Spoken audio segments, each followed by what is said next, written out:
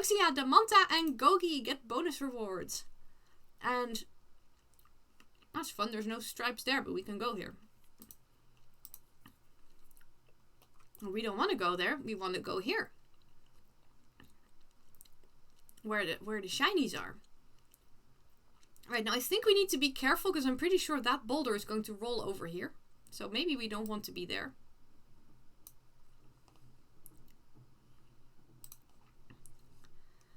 But I think it is really... the people mean well, of course. I mean, they just see the sloth and go, well, you know, why is the poor thing?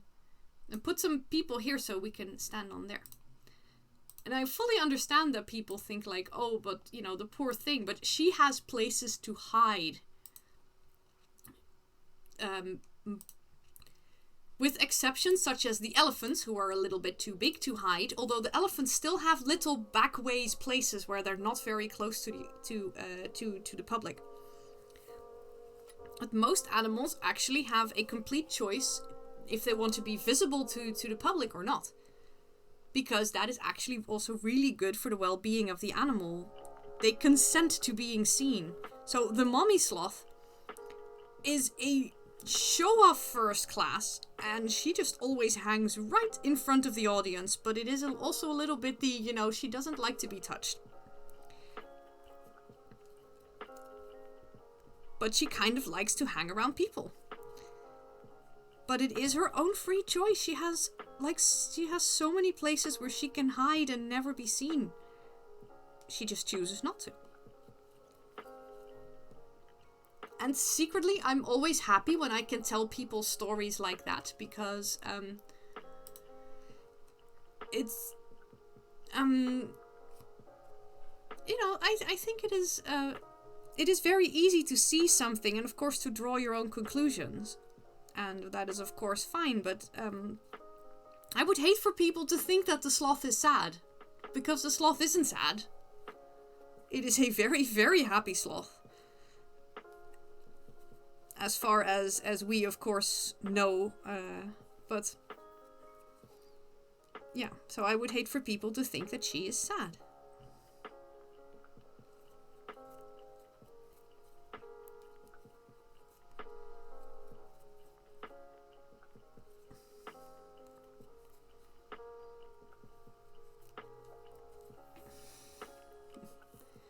One thing you learn from diving: looking no touchy. Yeah. Sometimes people are very surprised that animals at zoos are not tame. No. They try to encourage wild behavior at zoos most of the time. But what do you mean the tiger will bite my hand off? That it will, sir. That it will.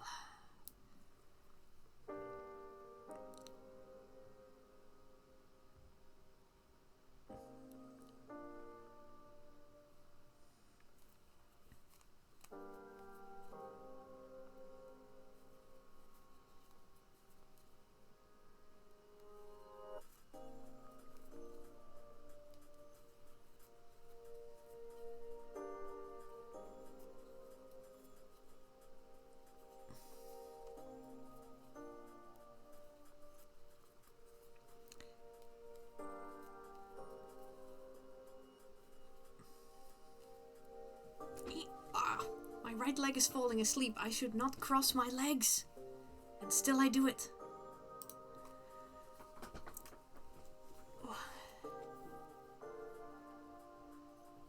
I am not a very smart cookie. Then again, am I a cookie? Oh, we're asking the deep questions here today. Am I a cookie? And if I am one, I am definitely not the smartest one. But that is okay.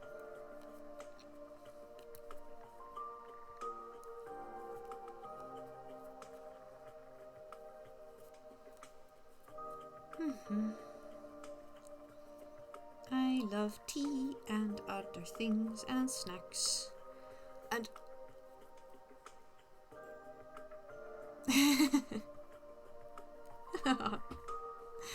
I'm a good cookie. I think maybe technically I am very smart because I have a degree paper that says I can Shakespeare. I mean, then, you know, I'm allowed to sign my name with MA. I mean, you know.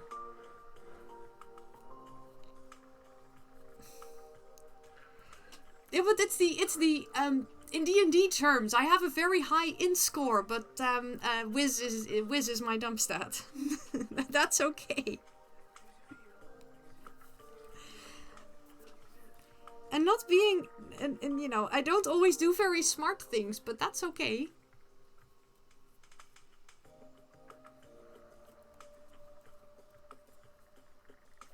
Like, you know, not sitting up straight when I know that's better for my back and stuff. But I'm still a good cookie. Cookies don't have to be smart to be good, because that is not mutually exclusive.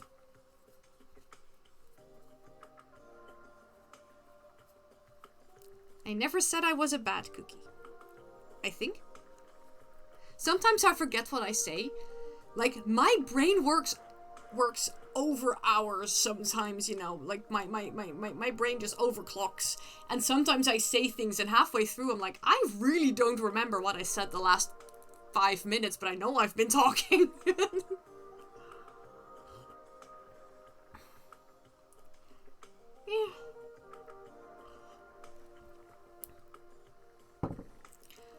Funnily enough, I really love my volunteer work at the zoo.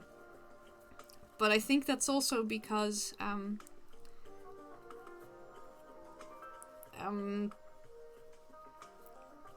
it makes me feel wanted, if that's the right thing.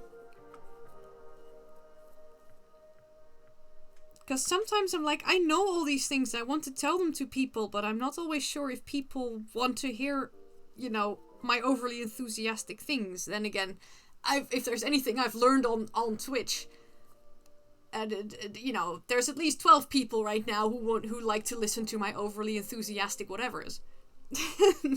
Thank you, everyone. But at the zoo, the hey Sammy, how are you doing? But also at the zoo, I can make people so happy. I was like last time was so much fun.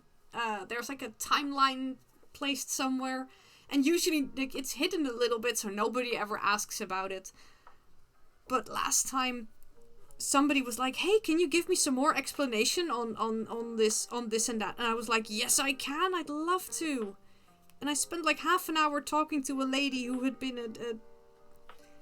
who apparently had gone to the zoo for ages, and about how it used to be and how it was now, and about, you know, the keeping animals 5,000 years ago, and God, that was so much fun. It's like the zoo takes away all my social anxiety. I walk through those doors and the social anxiety just sort of stays screaming at the gates like, ah! There's a "you shall not pass" line there.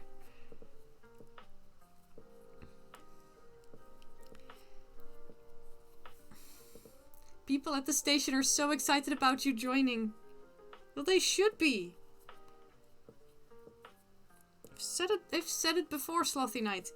You are awesome. But yeah, this is also why I'm so looking forward to tonight. For people who have joined later, tonight is a very special night at the zoo. It's called Dream Night. And basically it's all about... there's a special evening opening, especially for children who are ill or in wheelchairs or...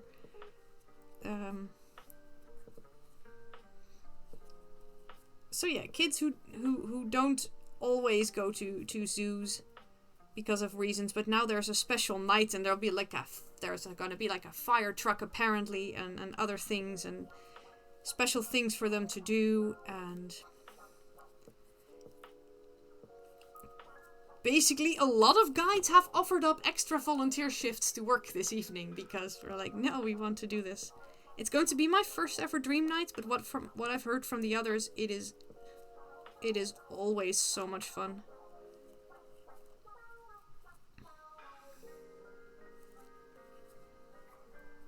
And I think I can already a little bit imagine. I had this lovely interaction last time. At some point I was standing near the donkeys and there were two ladies in wheelchairs. And they were so enthusiastic about the donkeys. Like, and they were just happily chatting like, oh yeah, today is amazing. We had coffee and then we had pie and they both had little plushies on their laps. One of them had a doggy and one of them had a cat. And I just started talking to them about donkeys and they loved it and they were so enthusiastic and yeah. Meow. Now I'm getting all emotional. But just, you know, the sheer innocent joy that these two had over being at the zoo and watching the donkeys and having cake and then I noticed that one of them was wearing tiger socks, so I was like, oh, I love your tiger socks, and then she was all like, oh, somebody noticed my tiger socks, and I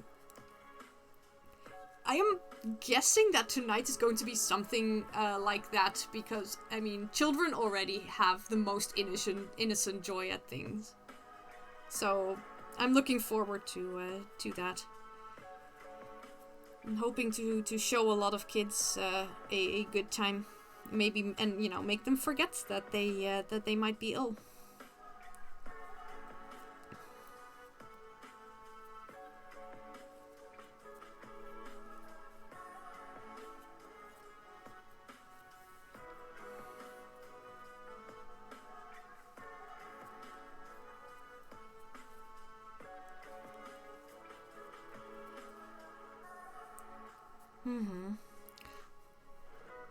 So how are you doing, Sammy? I fear at some point that on this channel I'm going to have to start going back to plushie making, because if Sammy writes out that the pattern for that beholder that she's been making, I'm gonna have to see if I can hand sew a beholder. I'm gonna have to get fabric and things, but I will totally get that pattern and try to hand stitch a beholder. Because it sounds like fun. I might do the cutting of the fabric off stream and then just, you know, have all the little bits and try to put them together on stream then. About halfway done. Excellent. Don't hurry on my behalf. I have enough projects. But I am excited about trying to make one because beholders are cute. In a weird kind of way. Then again, I've been told that, you know, I think people, I find basically everything cute. This is how I roll.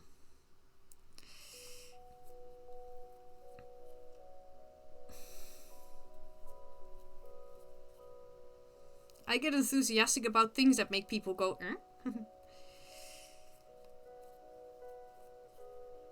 I mean, I at some point tried to tell people about frogs and how cute these certain types of frogs were, and people were like, you're weird, and I'm like, no, but look at how cute these frogs are. They are very cute.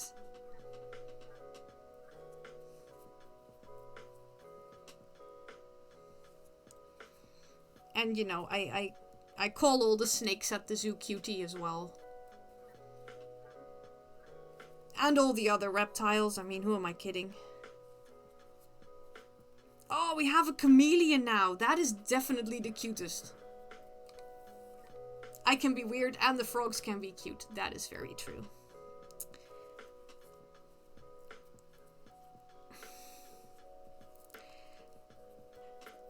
Did I ever tell you guys about that time I was at there's a royal palace in a city nearby here. There's a Paleis het Loo. The royal family used to live there, but now it's a museum.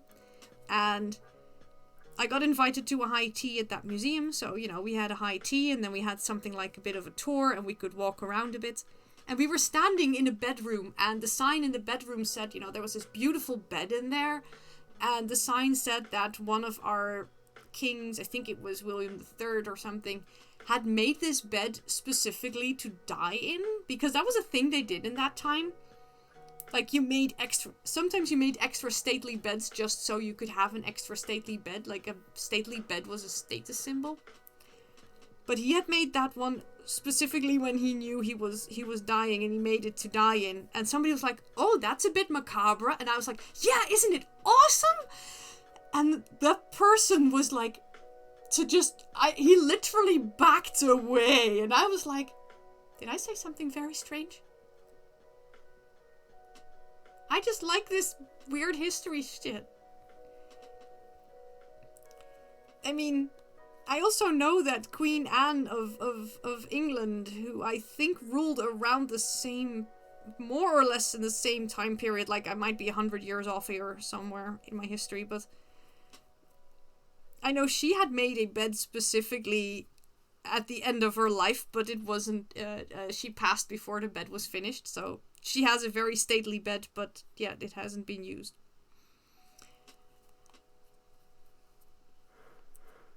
Also, like, people would sometimes have super duper stately luxury beds just in case a monarch would visit, but then the monarch would visit and the monarch would bring their own bed.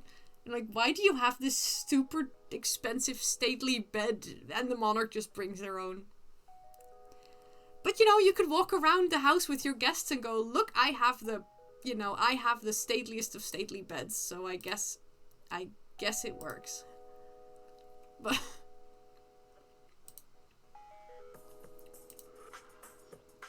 why would you make your bed? It gets so crumpled up in the morning anyway.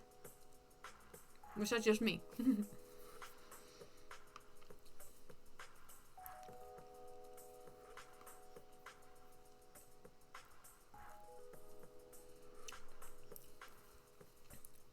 Let's see, that was one, so I need to do another one also in the back loops. And then I sort of need to fold them inside, and then... Oh, there's sort of a loop on the loop, and then that's what makes it... that... Alright, so we'll see how that goes. Do I know anything about my friend messaging you? No?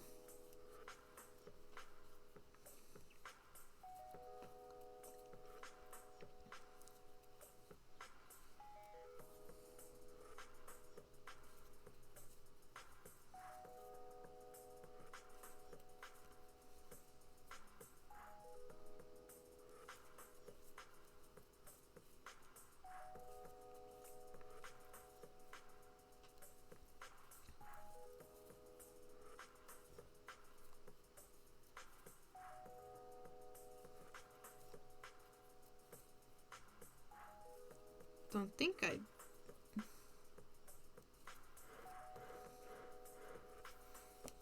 Or is that the friend who is looking into the bot?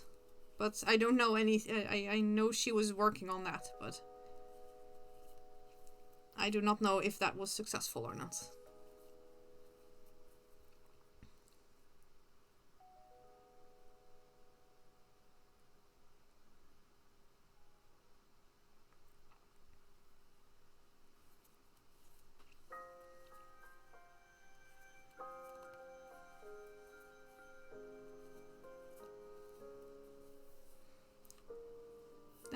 No.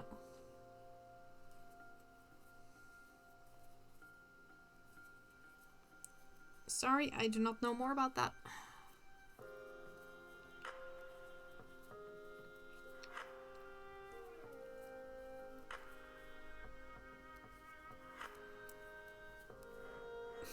It looks like a very weird little hat now, like a sun hat. But it is a teapot. Sun hat teapot thing.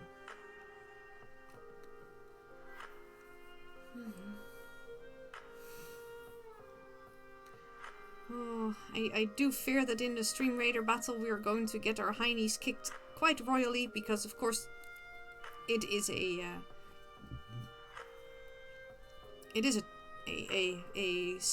chest battle, so all the bots have botted off.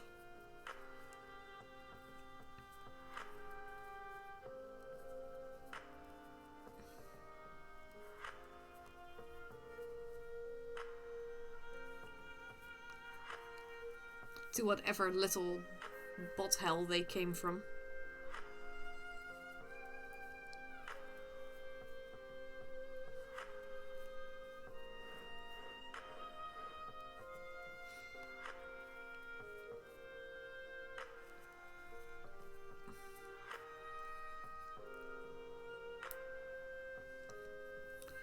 Also, by the way, speaking of bots and stuff, I've been hearing...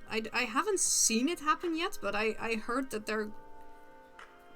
that apparently people were planning to attack LGBTQ-friendly servers on Discord. As stated, because, you know... Because, you know, we can't have this... we can't have this one... nice month a year, apparently.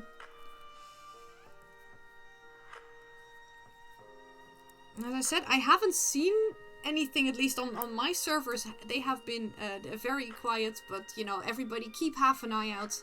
If weird shit starts happening, just ban the whole bunch. Because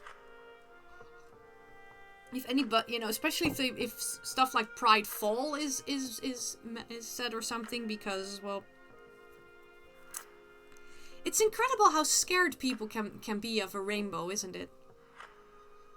It's incredible how afraid people can be for people trying to be themselves.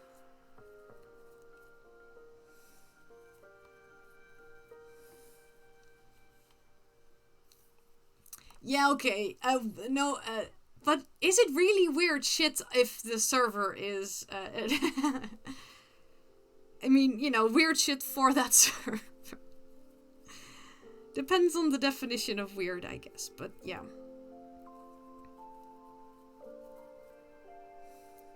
But also, I think we as a community, as a whole, you know, do not be deterred by people like that, because those people are a waste of space and, you know, and a waste of oxygen, but, well, we share a planet with them, but that doesn't mean that they get to, they do not get to invade our safe spaces. Just kick them out, give each other a good hug, and, you know, move on with your great sparkling rainbow lives, because that's what we all deserve.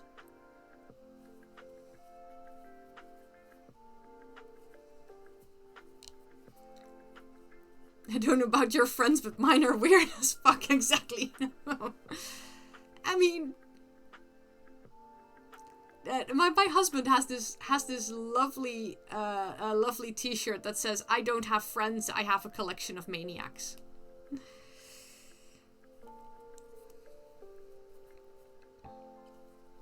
I mean, the dearest people in my life are the weirdest, and I love them to bits. Because, you know, it's your weirdness that makes you wonderful. Oh, and I'm so sorry to hear that sometimes you don't dare to go outside anymore.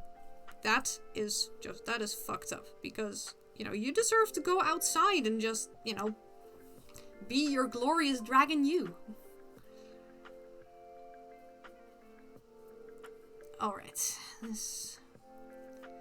So, fold the last two inwards and crochet these together with that one, and also increase. I think this is the moment to switch to a different color.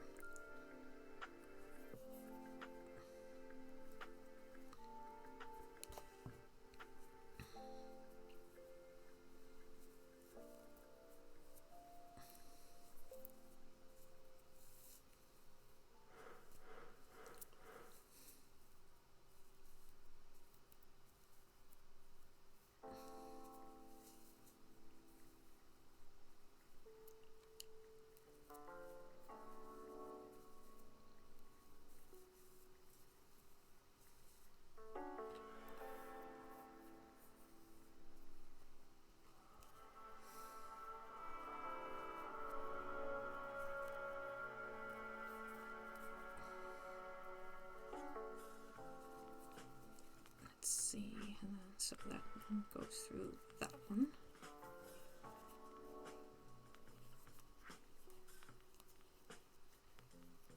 Does this sort of automatically fold when I just crochet crochet this together.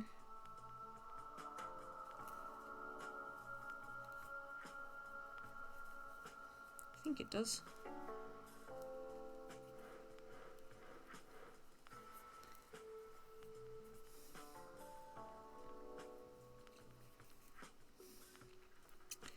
In the end, I am hoping for a world where we don't need Pride Month anymore. And then, you know, it's the whole, I love Pride Month, you know, all the rainbows and stuff make me really happy. But wouldn't it be wonderful if we at some point had a world where, you know, people could just, you know, walk down the streets unafraid to show who they are. And then just, you know, every day is Pride Day.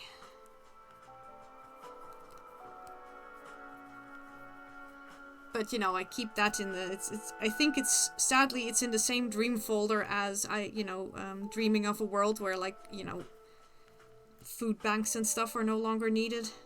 Just because, you know, people don't go hungry.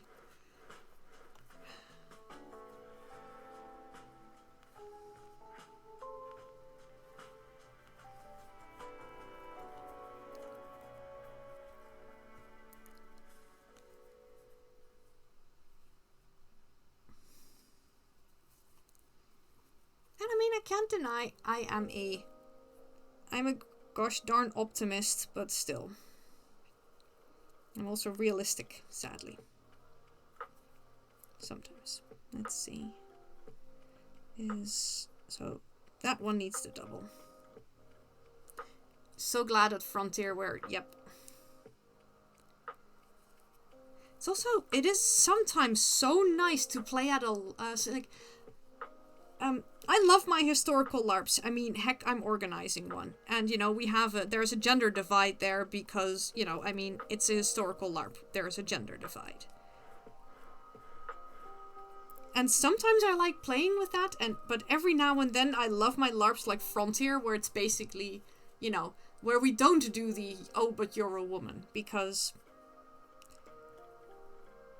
I think the only place where it matters is the Akenesh, and that was written in, you know, at the start of that LARP, but apart from that, you know, your gender is irrelevant.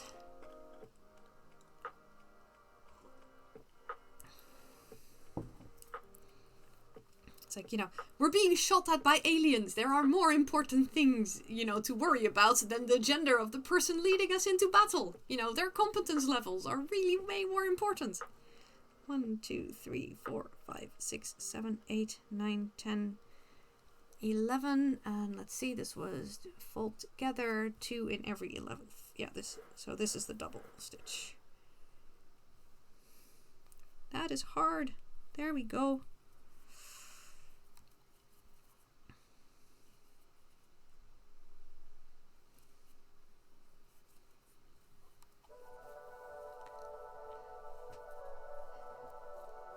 Geeky Cauldron owner asked if people be interested in a cross multiverse LARP. I mean, that always sounds fun. I think at the in the Netherlands in about a month or so we're going to be having a LARP summer festival. Which is mostly going to be about, you know, there's going to be a couple of short LARPs, there's going to be talks about LARPing, there's going to be talks about making costumes and making accessories and stuff like that. But I think one of the events is also like the in-between cafe, where you can basically come as your character and just, you know, hang out in a bar with, well, you know, all other people's characters from different universes. I mean, for the Geeky Cauldron, the setting for the in-between cafe is actually, you know, pretty perfect. You know, I think the whole idea of the in-between cafe is basically leave your weapons at the door and don't worry too much. I've done an online in-between cafe at some point, which was hilarious because lots of people came in with their fantasy characters and I came in with one of my D&D characters who is who is from a sci-fi universe. So yeah, that was hilarious. 1, 2, 3, 4, 5, 6, 7, 8. Let's see, I had that one. 9. I need to, it's hard to crochet these together, that's for sure. Oh, saved by the bell. Alright, I think this was 10. We'll count again after the battle to see where we are. But it does seem to be working out, so...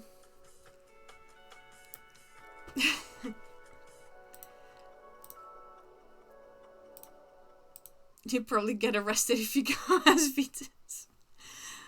Well, I mean, you know, oh, sorry, wrong scene. The comic duo Vitus and Victus were not allowed to use the portal, right? I still don't know why you guys weren't allowed to use the portal at some point, but there was a very official looking note.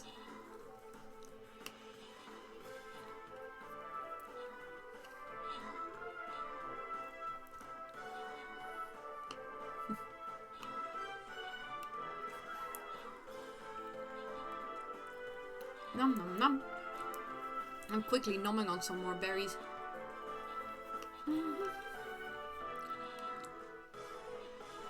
Oh my. Look at all these enemy soldiers though. Then again, especially this huge cannon is definitely making good work of. Ma!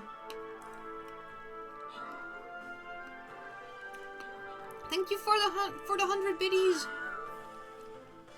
100 rainbow flags. I'm not sure if the large artillery can save us, but it is definitely trying its gosh darn hardest.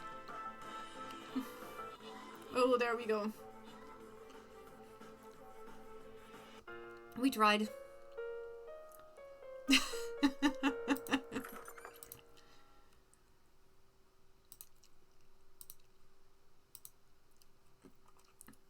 Ah, that was the plan. Well, I mean, it sounds like a fun plan in a strange kind of way.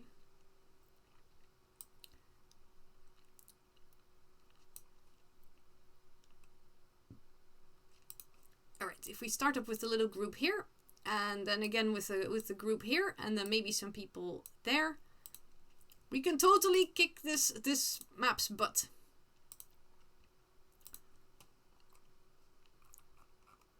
Because, you know, butt kicking for goodness and stuff like that.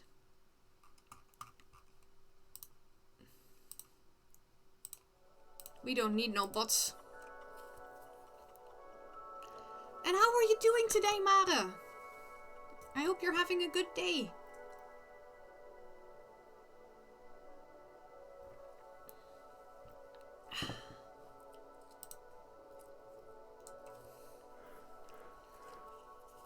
I am currently attempting to make a teapot rim by crocheting this and to that ridge. So there might be slight swearing, only slight. 1, 2, 3, 4, 5, 6, 7, 8, 9, 10. All right, this is the double one. It's really a bit finicky, but that's okay. We shall manage. Oh, guys, you guys know the worry worms that I make for the people who resub and stuff. So yesterday, Slothy Knight I think already knows what this is on about because he was part of the conversation. But so I was on a Discord server and we were talking about stickers because where I live, there are a lot of people who put political stickers on lampposts and stuff. Of which my favorite one is still, like, there's this lovely sticker with a picture of a cat that said, huh, you know, there used to be a racist sticker here, but no longer. I love those. Those are really the best. So we were talking about these stickers and, you know, that it was kind of exciting to try and, you know, stick the stickers to things. Also, apparently the anti-racist stickers are, have, like, some kind of glue in them in a way that if you remove if you remove the cat sticker, the sticker below automatically comes with it. It has like a really good adhesive to it. So it does double duty, because first it covers up the racist sticker, and if you then try to remove it, it removes the racist sticker. But people were talking about how kind of exciting it was to sort of try to ninja those things on. And I was saying that I sort of understood that feeling, because, you know, I tried to ninja the to you know, sort of ninja my way into leaving behind the little worry worms. And then it turned out that somebody else, who is also a LARPer, apparently found one of the worry worms. And she was like, wait a second, I recognize these! I found one! So that made me really happy. Apparently they didn't keep it. They left it behind somewhere else for somebody else to find, which is a totally legit thing to do with them.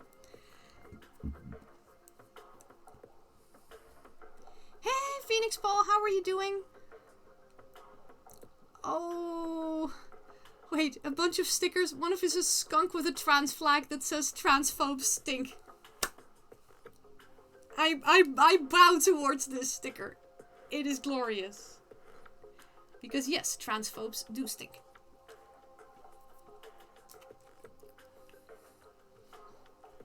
Yes, the pattern for the worry worms is free. I found... where did I put it? Do you want me to look it up for a second? Where is my Pinterest? I have a Pinterest board. Here is my I have a random acts of kindness Pinterest board, and I only make worry worms because, of course I do. But, oh, here. Right, Mara? I posted a link. That is to the Pinterest thing that I found. But that should lead to a YouTube clip where I think that person explains how to make the worry worm pattern.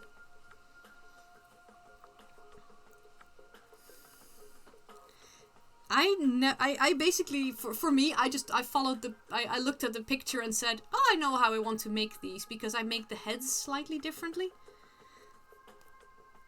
But basically it's just, you make a tiny circle and then you make a twisty tail. And then you, and you know, put googly eyes on it and instant cuteness.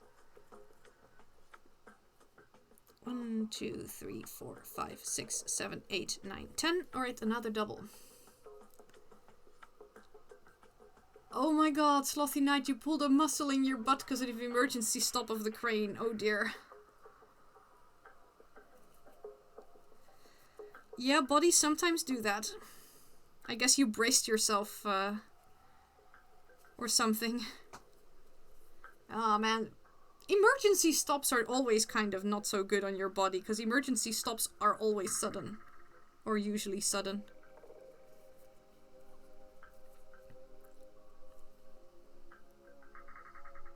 I mean, I recently got thrown halfway across a bus. Because some lady on a bike decided that, you know, you didn't need to look left and right before crossing the street. And just, you know, sort of hopped in front of a moving bus. Please look left and right while crossing the street, dear people. You know, the big buses full of people take quite a while to emergency brake. Also, all the people in the bus will be flung all over the place. No fun. Don't, please always, you know, please cross the road responsibly.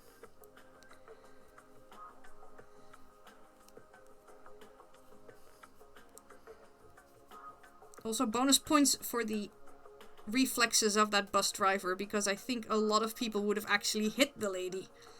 And he didn't. And I'm very impressed.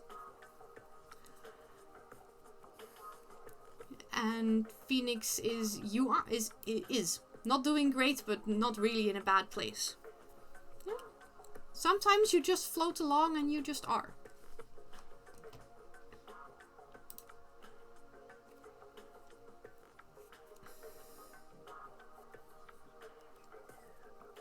One, 2, 3, 4, 5, 6, 7.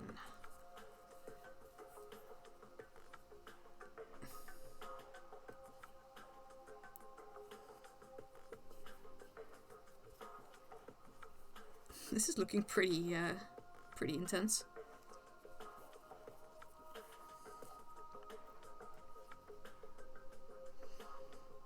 Yeah, I did Pilates this morning, and I thought, you know what? I couldn't make it in time to the regular Pilates class, so I went to Pilates Stretch, which is usually, you know, a little bit more stretchy and a little less intense. So I was like, yeah, you know, this is not too intense. We can do this. Holy darn! The lady who was teaching it apparently had different opinions. And she's good, don't get me wrong. She's really good. I've been to her lessons before. But, yeah, there were a couple of things that I really couldn't do. I at some point hurt a muscle in my one of my right hamstrings like a year ago, and I put some stretch on it today, and I was like, whoa, careful there. So I did not do all the hamstring stretches because I was like, nope, don't want to damage myself. 1, 2, 3, 4, 5, 6, 7, 8, 9, 10, 11. Oh, this one should have been a double. Then, well, I mean, I'm saying this one should have been a double, but that is off count. I am now worried.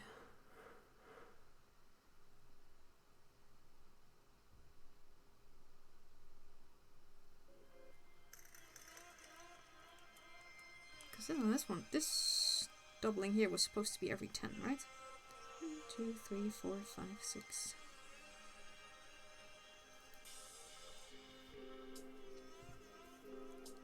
Something's not right here. Alright, so... so start from here. 1, 2, 3, 4, 5, 6, 7, 8, 9, 10, 11, 14. And this is 15, 16, 17, 18. No, this should be right.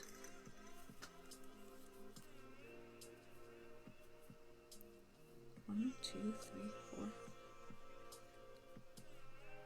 10. This is already 10, 11.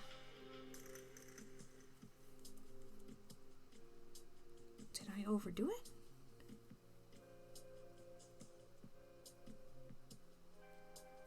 I made a boo-boo somewhere. Please tell me I don't have to frog the entire thing. Well, I mean, it's still sort of, it's, you know, whatever I do, it still seems to fit on here, so maybe I can just fudge it. I have this feeling that this ring might be just a smidgen too big. Although it looks like it does on the picture, so I am a very confused nugget right now.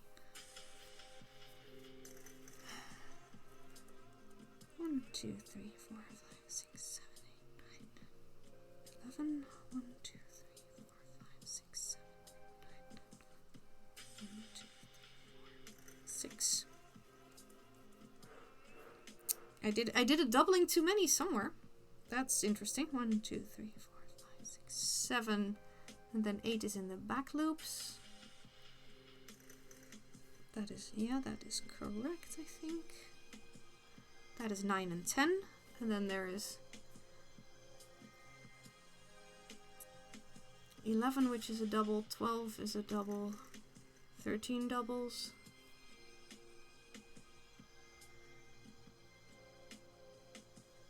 14 doubles.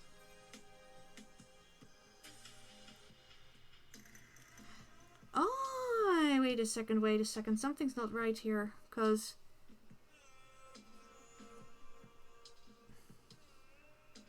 there's something wrong in the pattern, I think, because tour 15 is 5 double 5, but that's already 10 11. And then there is no thingies. Oh no, wait. Huh? There's been... So, no, wait, this is correct, but then...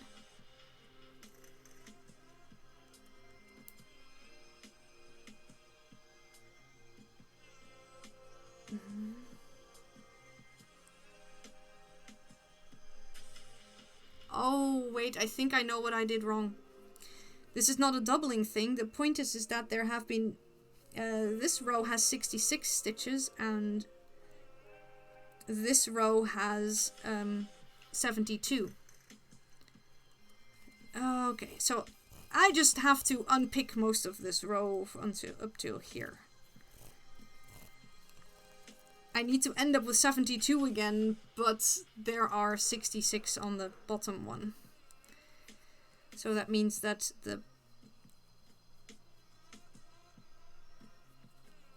so I don't need to double, I need to... Yeah, okay, this makes sense. 1, 2, 7, 8, 9, 10. And then this is 11. And then that one also needs to go through that 11. Some of the bottom ones need to be doubled up. There we go. Right, I think now we're on track. Gonna split. Okay, have a good work. I hope that pulled muscle stops hurting very, very soon. Thank you so much for being here, Slothy Knight.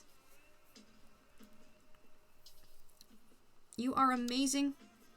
I can try to sneak a picture of the fire truck tonight if I see one.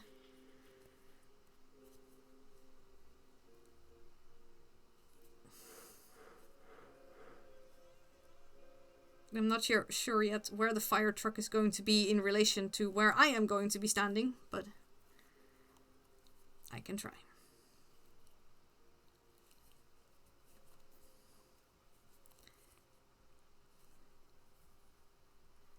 Ah, man, reading patterns, not for the faint of hearted. Just focus on making kids happy. That is definitely always number one.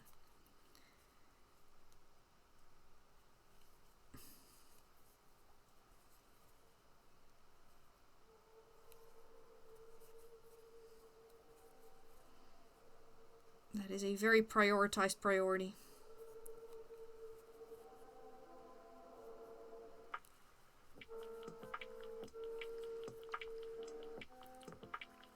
Alright, so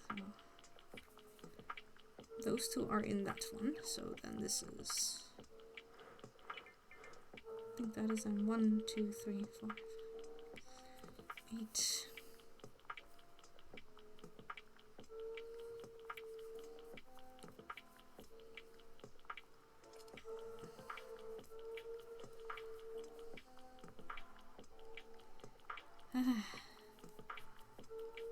Pattern reading.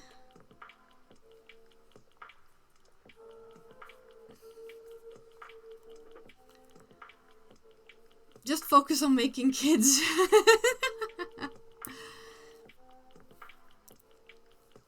Yeah, well.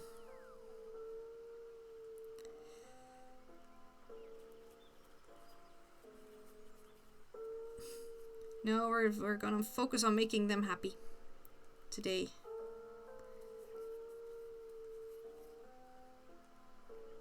1, 2, 3.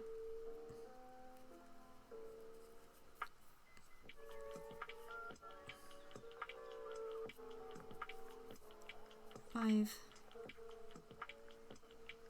6.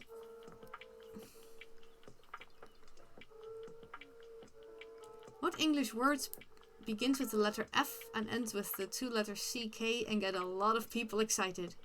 Fire truck. Yep.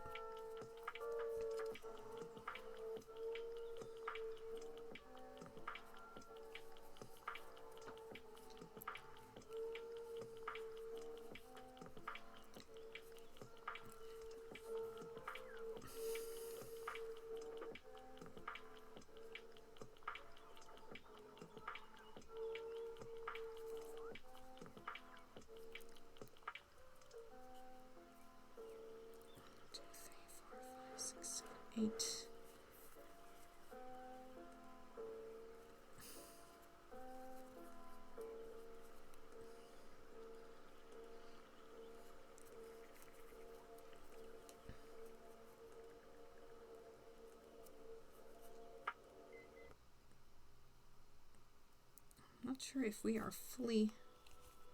I am not sure if we're fully straight here. I mean, I'm pretty sure I'm not fully straight.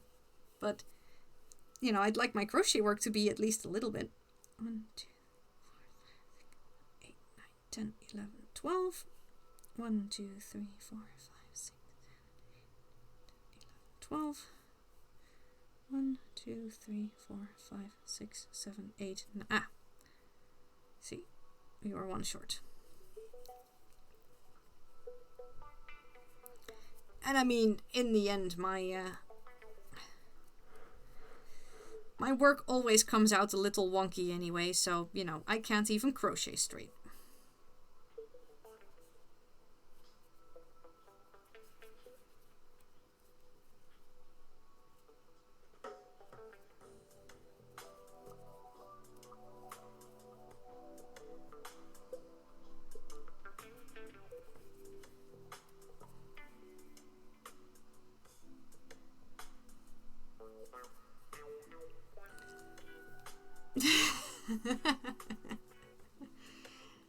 Sammy is clearly fully straight. Hey Void, yeah, what a way to come in here. Welcome, welcome.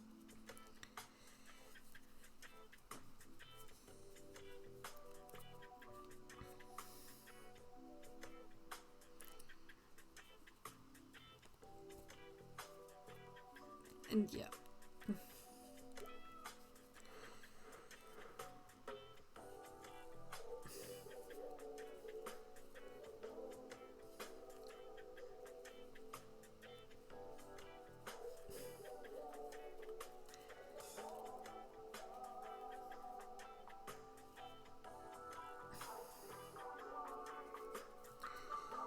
Like, a thing that I've always sort of noticed is, you know, I mean, I am very straight passing. I mean, I am a feminine woman who is married to a man. But seriously, sometimes, you know, at some point I was in a group of guys and they were describing attractive actresses, and I was like, oh, that one is also very attractive. And sometimes you get this look like, wait, what? I'm like, guys, I'm married, not blind.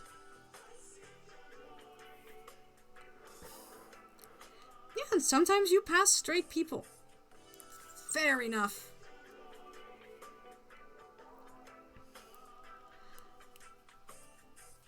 But the weirdest thing is that if, you know, I mean, and if I'm in like a group of LARPers, or, you know, a group of my friends, and I just offhandedly comment that a certain actress is very attractive, nobody bats an eyelid. That, or they all start agreeing, or, you know,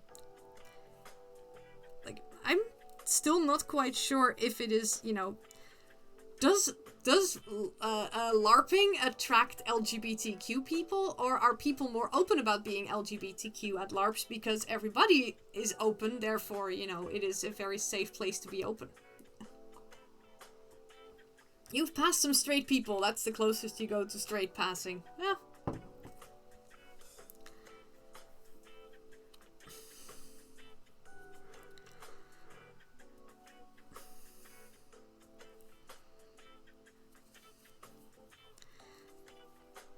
It's like, I know so many LGBTQ people, and it's either basically most of your the you lots on here. There is a lot of non-straight people on here, or LARPers. And I mean, there's nothing wrong with being a straight people. But those are the ones that give me the funniest look when I casually mention that I fall on the bisexual, pansexual scale. Usually. Although, there again, also, the LARPer ones are like, oh yes.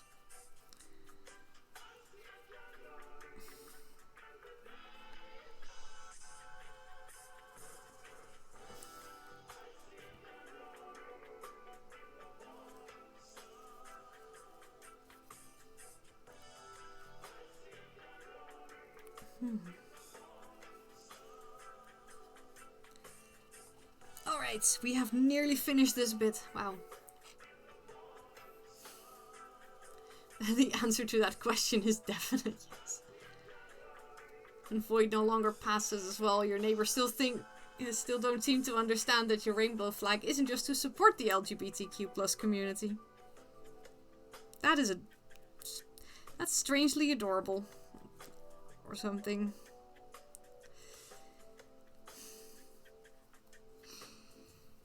You barely know any cishet people anymore. You think they're going extinct. Yeah.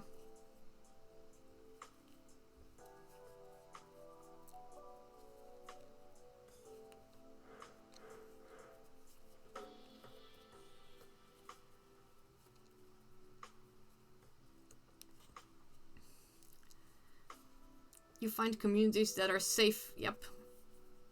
That is very true.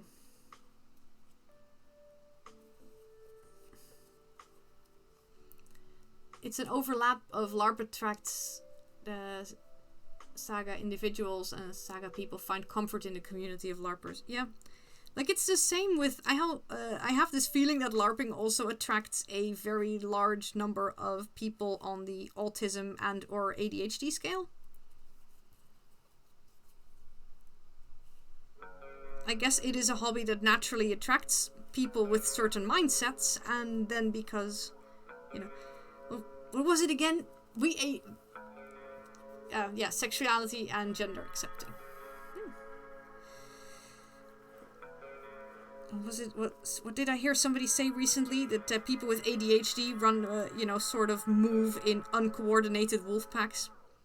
Also, that also tends to mean that if there's a lot of people with ADHD around you, there is a chance you are actually part of one of those uncoordinated wolf packs. Congratulations.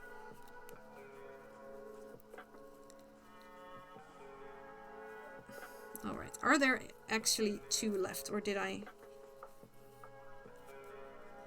think there are.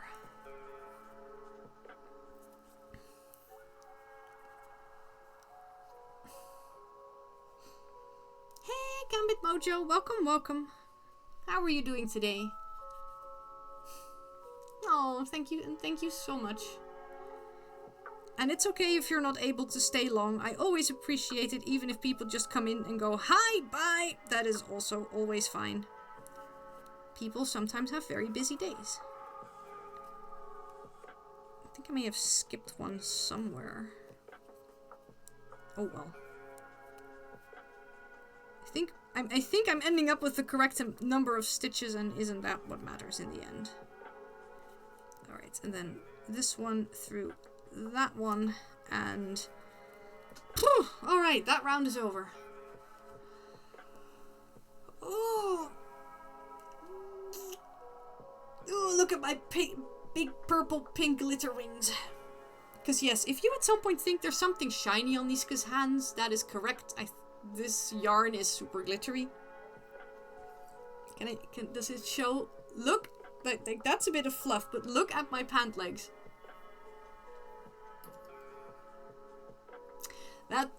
And I washed this scarf to get rid and to get rid of most of the glitter, and guess what? There's still glitter on here.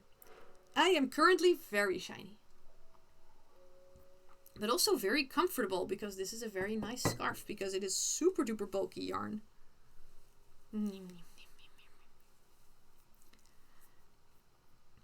LARP is a place where normal doesn't exist. Truth.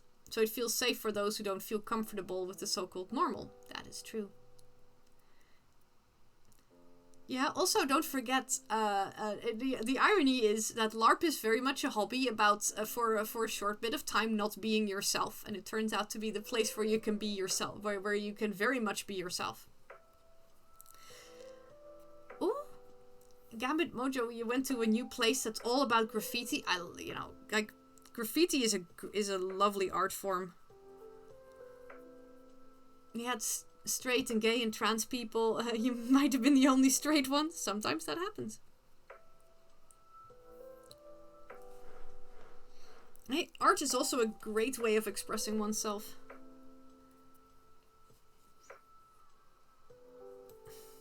Yeah, cosplay is of course also a lot about being someone else for a little bit.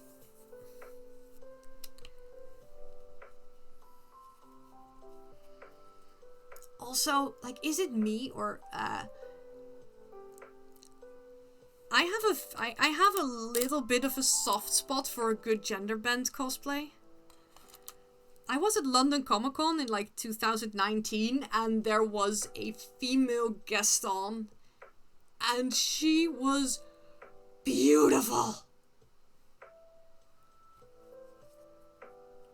I should have pictures somewhere.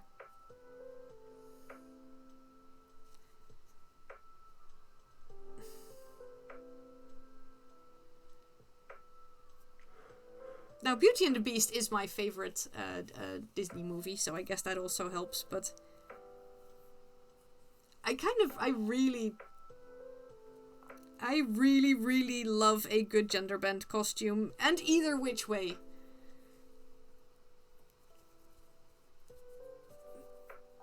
It might be me.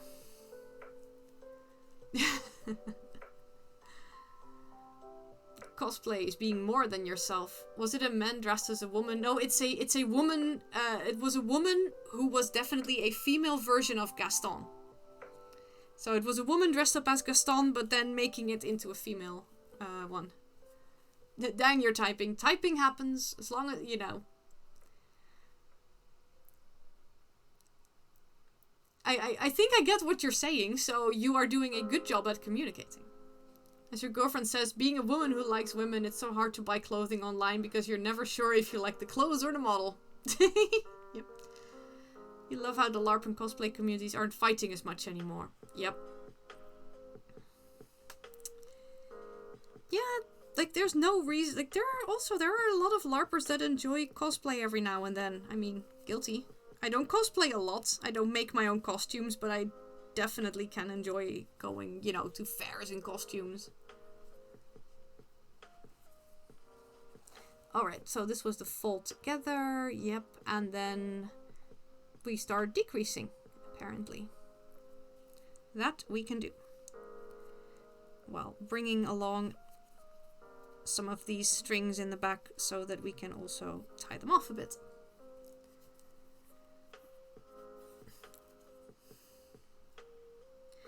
Yeah, it's like, you know, like both LARPers and cosplayers, you know, we both love our costumes, we both love our characters, you know, look for the overlap.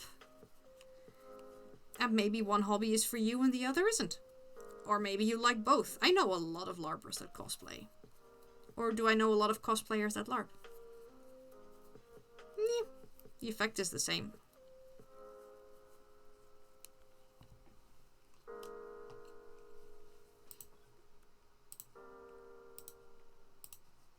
Alright, let's see if we can win this Stream Raider battle this time.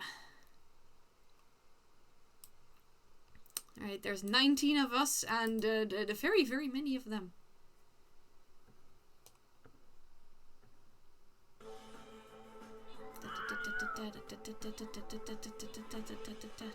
I wonder, does the boulder actually go over the bad guys? I don't think it does. But if we can, you know, if we can keep in this corner and sort of, you know, keep, you know, have a go at the enemy one by one instead of, Oh wow, it's an epic, terrifying war beast. Oh dear, we're being chucked from the back. Come on, archery people, murder the flying archers. Oh boy. I mean, the enemy numbers are going down very fast, which is always a good thing. Oh, there went one of ours. There are so many flying archers on their side. Come on, musketeers, shoot faster. We need you. Wait, are we going to actually win this one? Wow, I think that war beast there, or whatever that was, just swiped all of them in one go. Look at the Manta's kill count.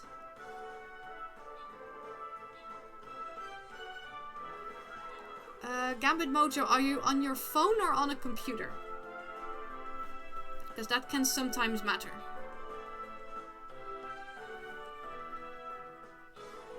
Hey, wait, are we now getting killed by the boulder?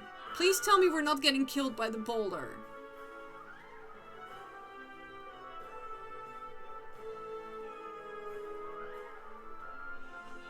There's 7 enemies and 7 of us. I mean, did nobody step on the button?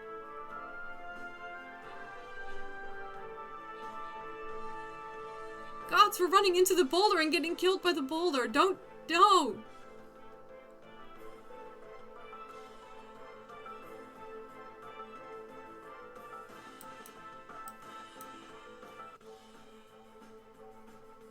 Like, we have a healer here, and like it can't be attacked by anyone. Deals damage to everything in its path. Although part of the enemies are those treasure chests. But the healer can't attack these guys. I think... Oh, we're going to lose this on a technicality, aren't we?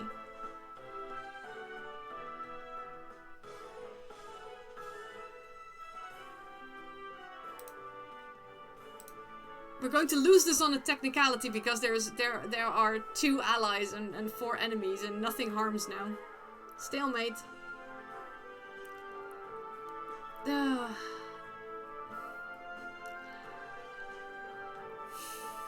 So close!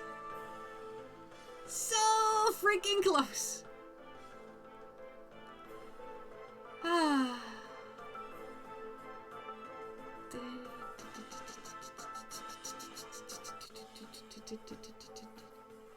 Yep, the loss is indeed set in stone. La la la la la la la la. Alright, everybody, grab some tea to toast to our fallen allies. Yep, and let's prep for the next attempt. But look at Damanta's numbers though. 91 kills and 46 of those. He put down 2 epics. Oh man, 1 or 2 more units would have changed this, but that freaking boulder though, I thought that had been sort of closed down. We should have had more soldiers on the top, it seems.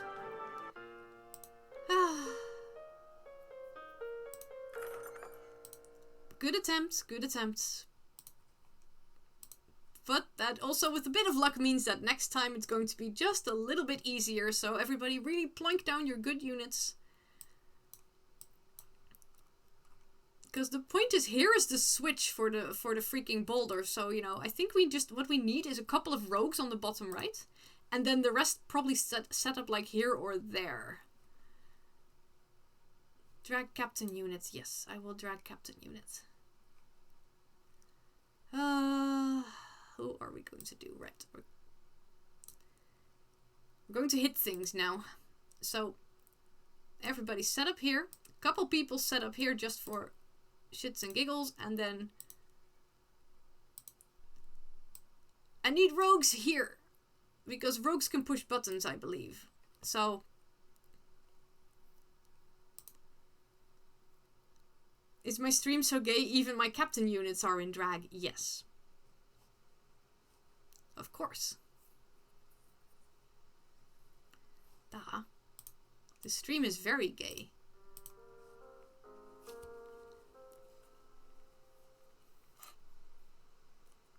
Alright, managed to get in touch with my friend. Sadly couldn't meet up, but they said they'll drag you over here sometime soonish. Oh dear.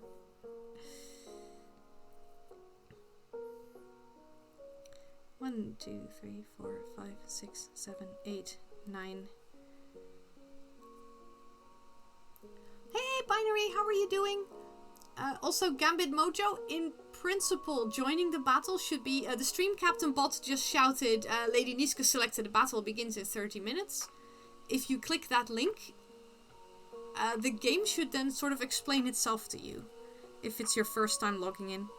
1, 2, 3, 4, 5, 6, 7, 8, 9... Because basically it is, you know, you have a couple of units in the bottom of your screen, and then you drag them onto the battlefield. Yeah, I think the game has a tutorial. So, and if it doesn't work, then it doesn't work. It is totally fine.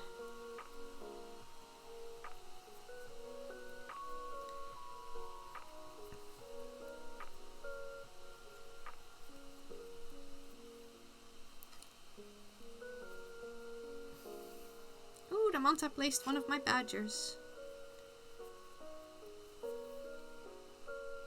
Your laptop is not the greatest. Ah, yeah, it is a game that that eats a little bit of memory in your computer. 1, 2, 3, 4, 5, 6, 7, 8. 9.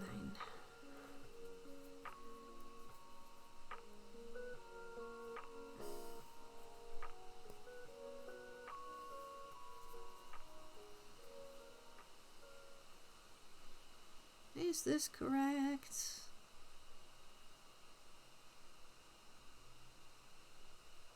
Yeah. 1, 2, 3, 4, 5, 6,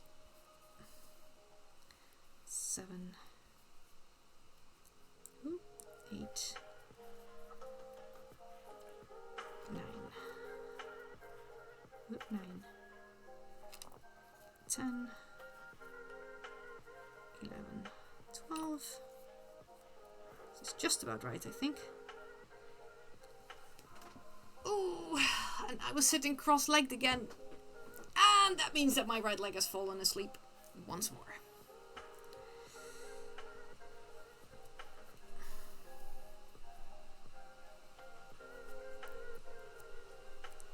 Two, 3, 4, 6, 7, 8, 9, 10.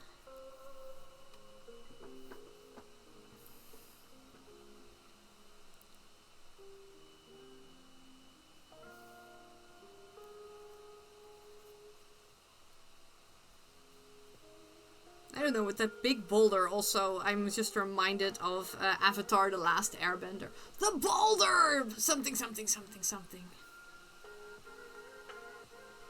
That was a hilarious character. The boulder this and the boulder that, and then gets his ass kicked by Toph.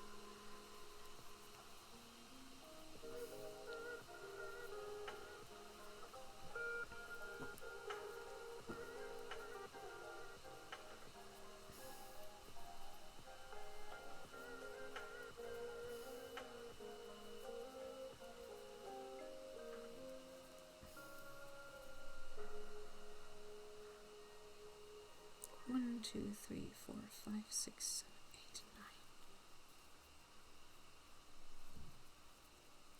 9. 10, 11, 12. And now just to hope that actually this 1, 2, 3, 4, 5, 6, 7, 8, 9, 10, 11, 12. It actually works out exactly. I'm not sure why I'm surprised, but I am. Very much so.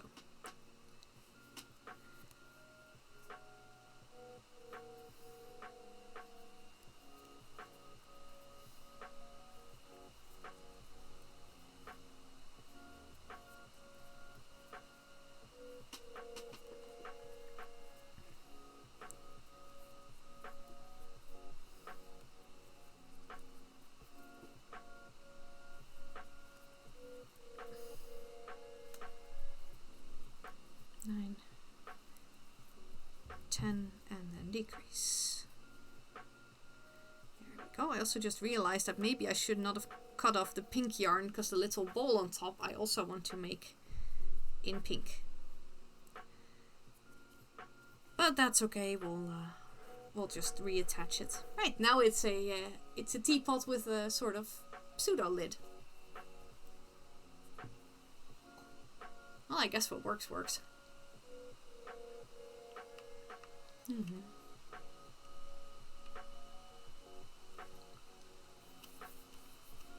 Nom, nom.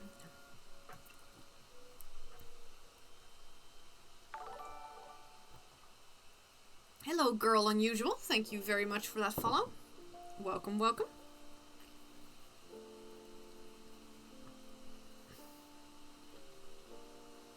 Alright. So that was that one. And now it is basically a whole bunch of things going decrease. Right, let's decrease until we have a teapot. Or a lid of a teapot.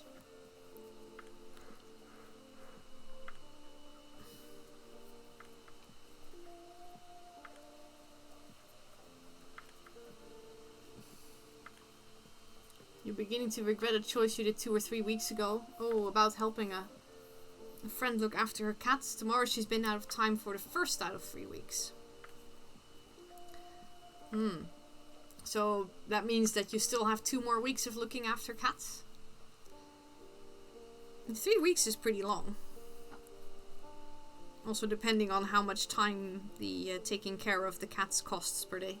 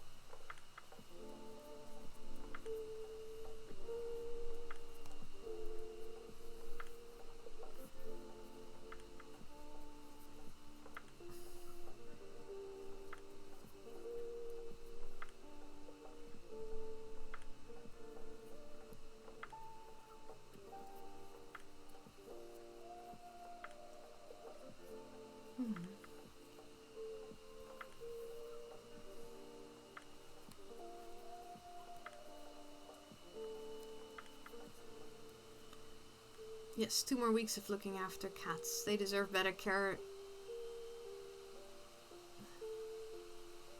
Oh, they deserve better care than their main servant provides. Oh dear.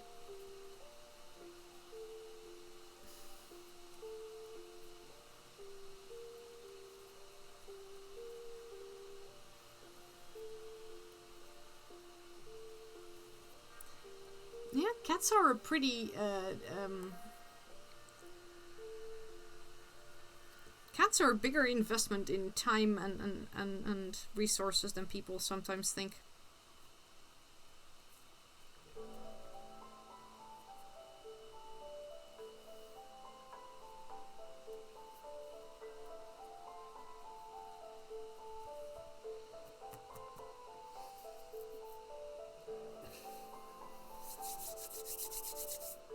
Like, I recently learned that apparently one of the cats that sometimes sleeps on my, like, I have a cart outside my window, and sometimes a cat sleeps on there, and apparently that cat does belong to someone. But according to someone who lives across the street, those owners love owning kittens, and then just every now and then, you know, they'll get a new kitten, and then the old cat is technically still theirs, but is also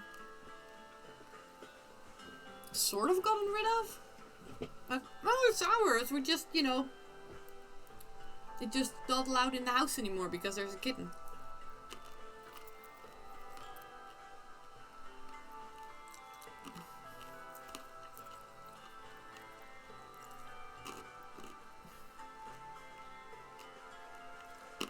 Oh no, clumps of matted hair. No, if cats mat, you need to brush them.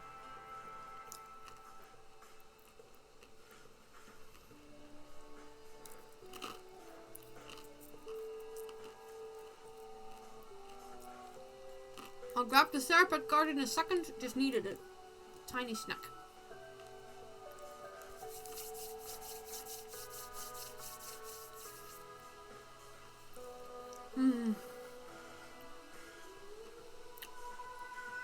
But I just had a snack.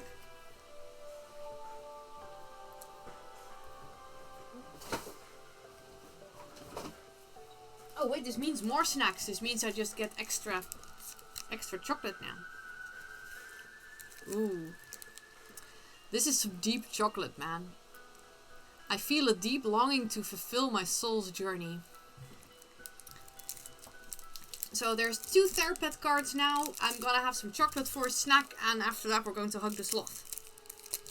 Oh no, we're going to cover the sloth in glitter now.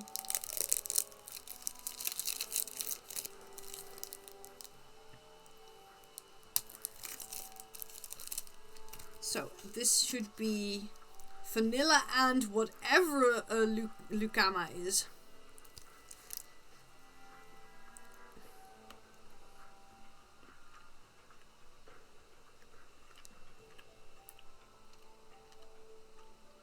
That is strange, but nice. Also, man, this chocolate is bitter. This chocolate needs to be eaten in tiny little pieces at the time because it packs a punch. But it is really, really dark chocolate, so you know.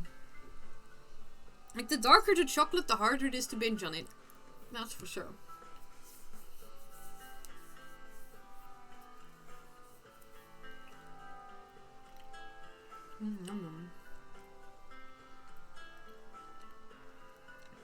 I think the sloth can handle it.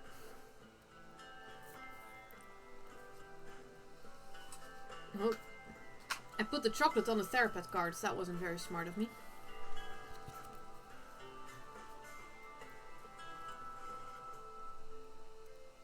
Ooh, thank you very much for that bit of knowledge, Gambit Mojo.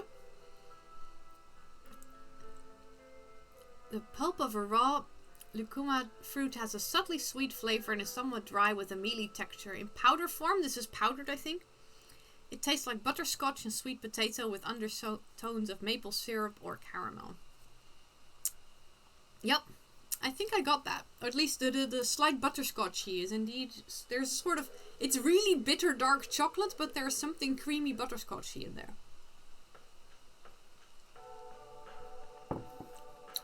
That was pleasant. Alright, so for the 2 teapot cards, we have... Whatever you manage to do today will be enough. That's the cutest little chocolate floofer. Chocolate floofer attempts to be the perfect marshmallow. And succeeds. And then we have an owl that says, whatever happens today, you will make it through. Oh, these are very similar cards. With the night owl. She is very pretty.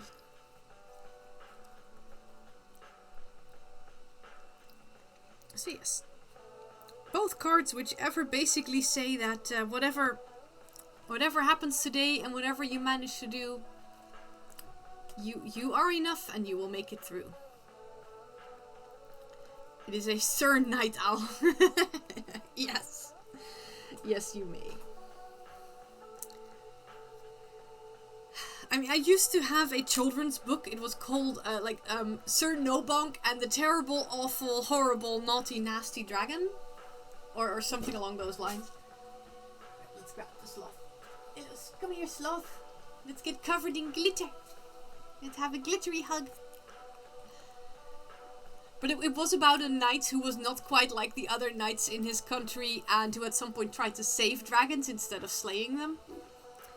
And at some point the knight comes to a tavern, and in the morning the tavern owner wakes him up by saying, "Good morning, good knight." To which the knight thinks, "Oh, well, that was a very short day." Terrible children's books. Including lovely lines such as, "All medals should be made out of chocolate, then more people would try to win them." Extra glittery, very warm, scarfy sloth hug. Oh my, this is very soft. So soft. So soft. So huggable, so soft. So huggable, so soft. Thank you very much for redeeming that sloth hug. The sloth appreciates it. Wave, wave. Oh my god, Sir Nobonk was such a good book though.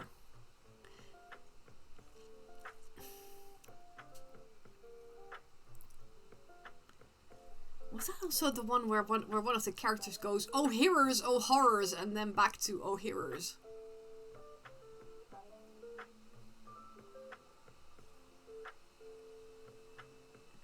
And also with the terrible joke at some point, there's a character called Big Bill, and his friend is called Little Willy.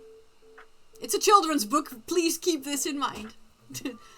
But at some point, like a dragon roars and Big Bill gets all scared, and because he is shaking so much, his trousers drop, and apparently has a tattoo on his ass that says, "If lost, please return to Big Bill."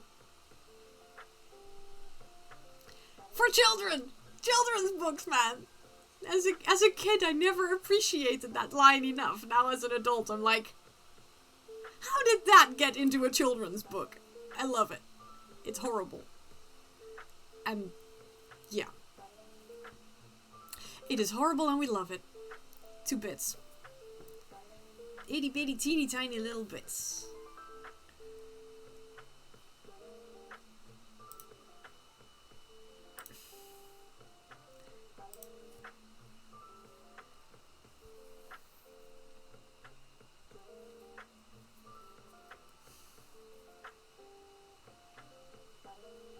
And I mean, just the start of that book is, you know, like they describe a country where all the knights are really violent, and, you know, how they would, if they had nobody to fight, they just fight each other. And sometimes they'd fight in the rain, and then their armors would get all rusty and couldn't move anymore. And they'd have to take showers through their helmets or be used as statues in the park. Just that whole idea of somebody being stuck in their suit of armor and just being used as a statue in the park, and just, you know, having a hose through your helmet because, you know, you even as a statue in the park, you know, you're a knight, you need to take showers.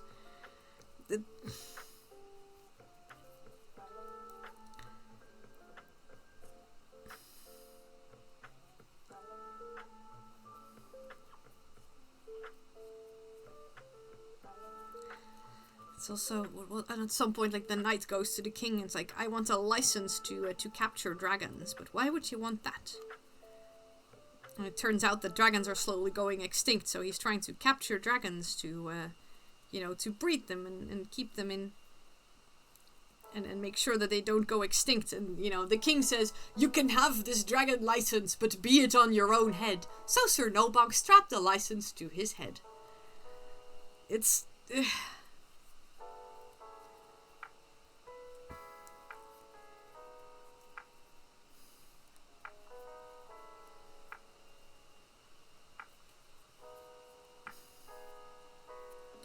Also, I remember quite a lot of this book, actually. Well, not word for word, but I do remember a lot of scenes.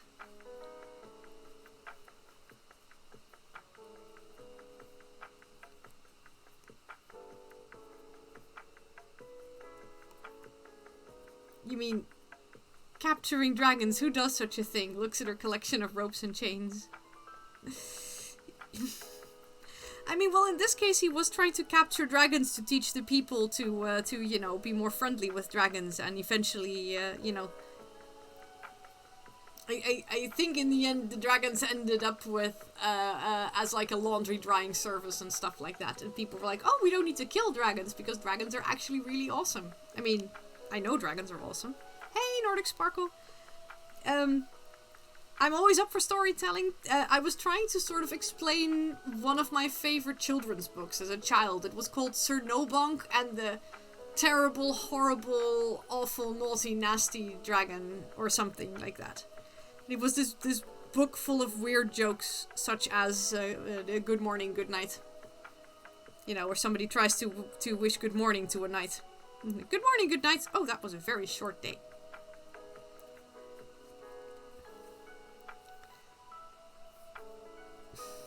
Yeah, that's all dragon slander, because dragons aren't actually terrible, horrible, naughty, or nasty. Dragons are actually really cool. Hey, Stevo, how are you doing? I am currently very glittery. The person that Stevo, the person that plays the Penzal council member gave me this scarf, but it's covered in glitter. I am currently covered in glitter.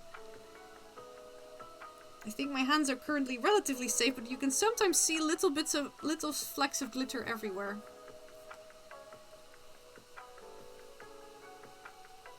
And indeed, dragons are very hot.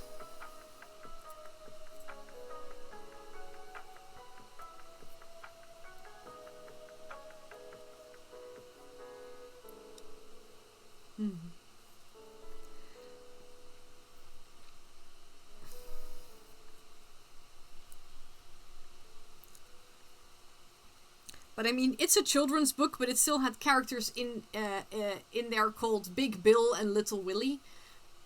You know, somebody snuck some very adult jokes past the censors there, I think. That or people left them in because it was actually very funny.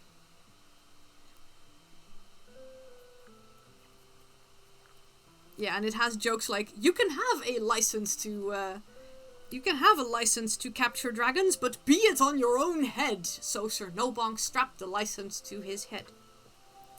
You know, let's take things very literally jokes. Hey, Sunkoi Cosplay, how are you doing today? Welcome, welcome. The covered in glitter is a 10 out of 10 aesthetic. Yes, I'm currently covered in glitter, and I believe the sloth is as well, because somebody redeemed Hug the Sloth. So my sloth is also currently covered in glitter. Suits her. Fun fact: I think in between all the fluff, you can't really see if there's glitter on her. There's definitely glitter on me, though. Yes, let's take things very literally as your default. Yep.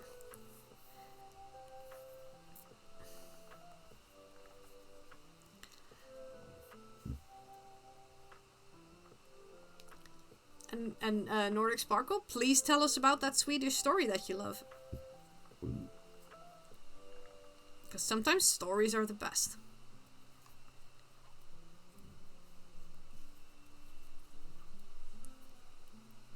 Question for chat. If you were a dragon, what would you hoard? Yarn. Oh wait, I already hoard that. Personally, you would hoard a character and a story concept, and you would let people copy ideas from your hoard, but only if they contribute to your hoard first. I love that! Oh my god! That is glorious! I love it, I love it, I love it! Best hoard ever! Do you guys know these pictures? There's an artist somewhere that draws unusual dragon hoards. There's like, you know, a dragon on a hoard of teaspoons, stuff like that. They are so cute.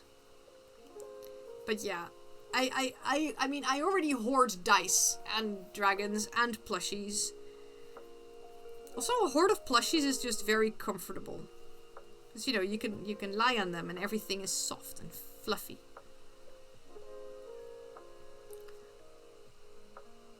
Ooh, a Swedish fairy tale. It's a little grim, but it has a good message. It's called The Black Chest and the Red One. You have my curiosity. Ooh, biscuits. Biscuits also make for a good hoard. You made 49 plushies, but you haven't kept any. Yeah. I mean, I have officially lost count of how many plushies I have crocheted for charity, but I know that, you know, I have given all of them away to charity.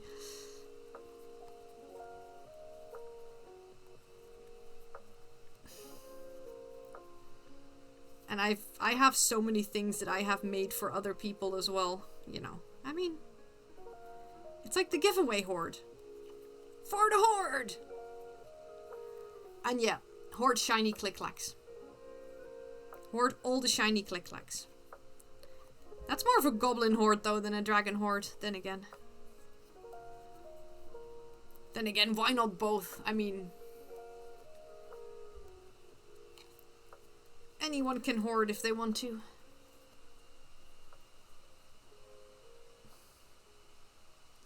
I don't think it was about a lady's chest. I think it's a black chest and a red one. It is a Swedish fairy tale.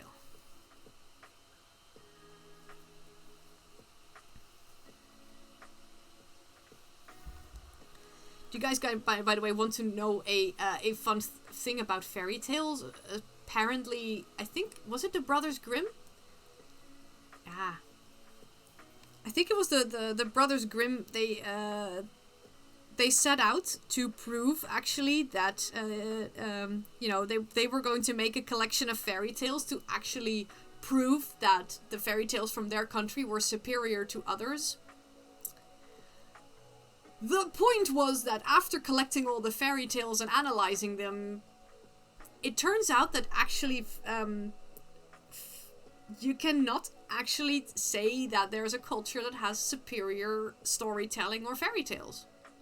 Because when push comes to shove, the funny fact of the fun facts is that actually a lot of fairy tales, even across cultures that have not been in contact for like more than thousands of years, actually have similar themes. Like, there are fairy tale themes that you will find throughout all the different cultures. They will sometimes tell them differently, the details will be differently, but there are fairy tale themes, which basically means that a lot of fairy tales are actually so the same that you cannot point towards a culture that has a superior fairy tale tradition. Yay anti-nationalism, yay world. For the species. Because in the end we're all humans and we love a good story. But apparently there is a sort of baseline of what people like in stories. Yep, oral traditions. Ooh, binary hoards many things. Mugs. Ooh, blankets. A blanket hoard would also be very soft. So let's see. A naughty and malicious widow with a like-minded daughter marries a friendly and modest widower with a daughter. The man later dies and a woman pushes his daughter down the farm well. That sounds like the Frau Holle one. The girl does not drown, she sinks to the bottom of the well, the earth opens up, and when she wakes up she's lying in an underground meadow. She's looking for a job as a team yard maid and takes care of her chores excellently. She's kind to the animals who in turn help her in the test that the girl's food mother presents to her. When the year is over, she asks to quit her job.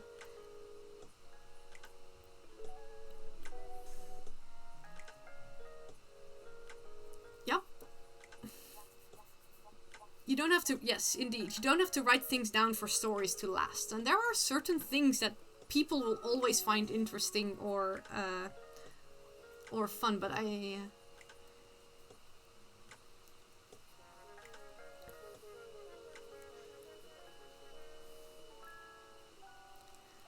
like the story that Nordic Sparkle is telling, I'm going to wait maybe a little bit until they have told the whole story, because I'm really curious, but I think I know a similar Dutch/German story where one of the chores that the girl has to do is she needs to fluff up the pillows, because if she fluffs up the pillows really well, it will snow on Earth.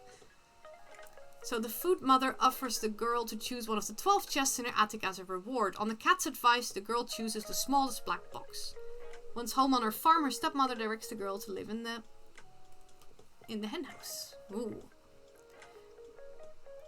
Alright, let's also start this battle. Maybe we can win this time, because there's quite a number of people who I believe are actually none of them bots. So I love each and every one of you. I think I did exclamation battle if you want the Stream Raider link.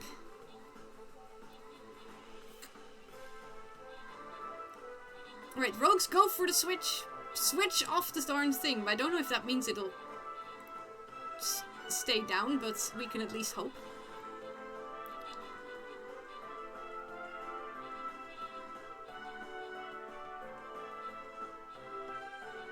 Oh! Ooh, sorry! I forgot to switch to the battles.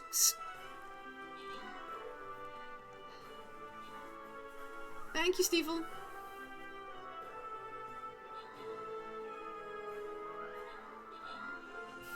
Alright, the good thing is also, we are now really far away from the darn boulder, and maybe we won't run through the boulder this time, and, you know, because that's what got us killed last time.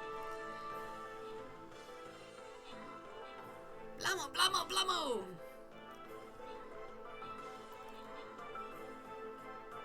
This seems to be going really well. We're now zooming in, so the boulder is indeed out of the game, so that's good. There are definitely more of us than there are of them. That is always very good. Look at the happy little badger. We made it! And I got 18 event tokens with random rewards to the Manta and non-existing void. Alright, we're going to do one more battle, because with these stats we can probably make this one, because it's also a... it is also a chest one. I kind of want to. I kind of want to place this bomber. It is not one of my skins. It is somebody else's, but it is so gosh darn cute though. All right, if we place here and there, we can probably get this gold chest just before the end of stream. Because after that, I need to get ready. For the people who haven't heard, I am going to go to the zoo tonight because there is Dream Night, which means that all kinds of ill kids and kids with disabilities will go to the zoo, and there will be an extra special night for them.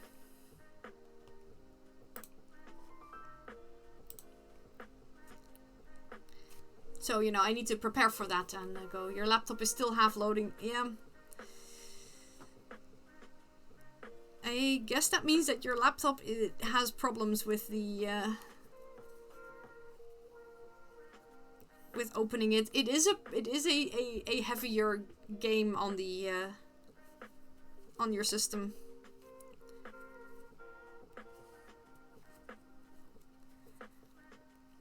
There's a lot of images and motions and things that need to be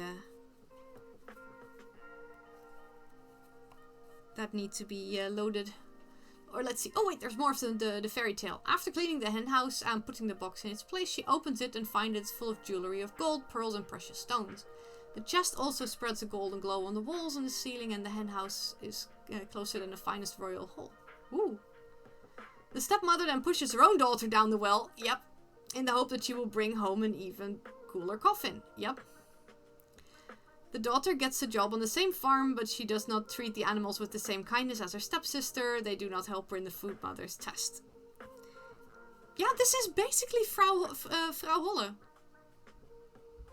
Like, the details are slightly differently, but I think I sort of see where this is going, because the Frau Holle one that Lady Holle, basically, one that I know, that one doesn't go with chests. But the theme of good girl goes down well and gets rewarded, and I'm guessing that now bad girl goes down well. I think in the Dutch fairy tale she gets covered in tar. That or the rest of her life, every time she speaks, snakes will come out of her mouth. There are varieties, but I know the baseline of this fairy tale. It is I love this because, you know how I said that there's a lot of fairy tales from different cultures that have overlap? This is exactly like, I know a Dutch fairy tale that goes a little bit like this one, but the details are different, and I love this one with the chests. Yes! At the end of the year, she demands her salary is offered to pick a box in the attic. Without help from everyone, of course, she chooses the big red one, which is the biggest and closest of all. At her mother's house, she opens the box and yes, there's snakes in there! See? There's snakes! I predicted the snakes. The flame from the casket then sets the house on fire. Both the stepmother and her daughter are burning inside. Only oh. Okay, that is slightly darker than the Dutch one, but I'll accept it. That is cool.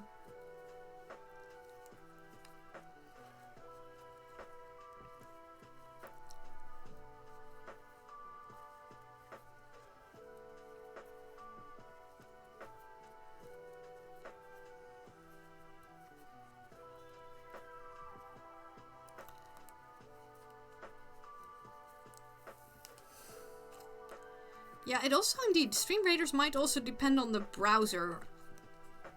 I loaded in Chrome. Prettiest, not closest. Ah, you translated it. That's okay.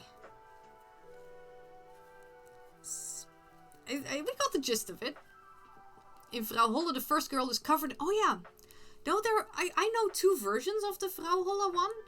Indeed, the first time, the one of them is indeed the first girl is completely covered in gold when she comes back, and then the bad girl is covered in tar. There's also one where I think the girl gets rewarded by... The first girl gets rewarded by every time she speaks, gold and pearls and pretty flowers fall from her mouth. Which I actually think sounds a bit like of a curse, you know? Like, think about it. I mean, I've been speaking here for almost 2.5 hours. Can you imagine gold? I mean, it's nice to have gold coins coming from your mouth if you need money. But, you know, I would at some point drown in gold coins, I think. And then indeed the stepmother pushes her own daughter down the well and is like, hey, you also go fluff up the pillows of Frau Holle. But then the girl doesn't fluff up the pillows, so there's a year that doesn't have any good snow, and Frau Holle is kind of pissed. And then the second girl, every time she speaks, like snakes and toads will come from her mouth, and people keep running away from her because snakes. But yeah, I like the one with the chests as well, because, you know,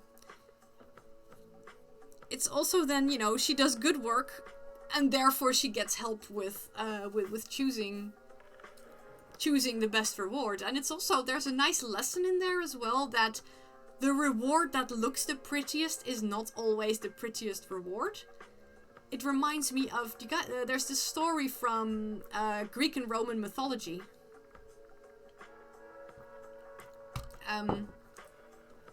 Do you guys know the Greek and Roman mythology has this myth where Prometheus brings fire to humans? And, you know, stuff happens, but in the end it gets decided that every time a cow gets sacrificed, you know, the humans get to keep a bit and the gods get a little bit. But then Zeus or Jupiter has to decide which bit the god gets. But Prometheus is like, well, Zeus is going to want the best bits of the cow, but that's going to make the humans hungry, so that's not a very good idea. So then what Prometheus, I think, does is, you know, he divides a cow into 2 bits, and then he takes, like, the nastiest bits, like, also, like, the bones and the things, and I think the innards, but he wraps it in nice glossy fat, so it looks really pretty, and then on the other hand, he puts, like, the steaks and the meat and everything, but he wraps it in some other bit that looks a whole lot less appetizing. I think he wraps it in the cow's stomach or something. And then, you know, Zeus has to pick, and Zeus, of course, goes for the package that is nice and covered in sweet-smelling fat. And therefore, you know, the Romans offered up, or at least that is the story about why the Romans offered up bones and other bits and fat to the gods, but kept the nice steaks and other bits that were good to eat for themselves, because the gods had chosen themselves to get that bit. But they're also, just like with the fairy tale that Nordic Sparkle just told us, you know, the gift that looked the sweetest was the foulest on the inside. So there's a nice little overlap in there.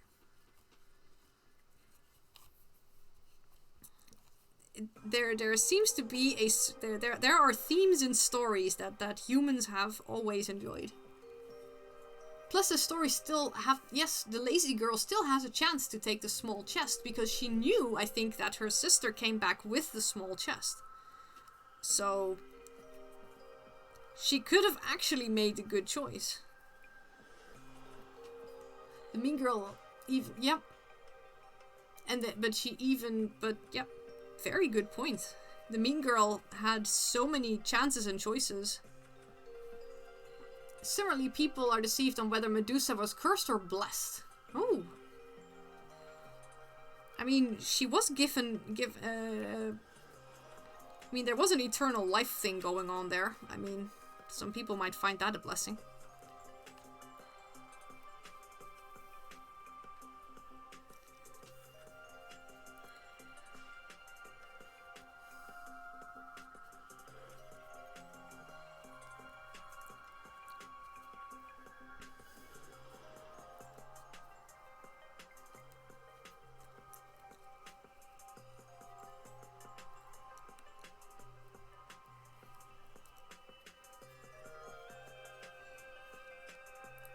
Being able to turn people to stone as a... Yeah, that is a great self-defense method.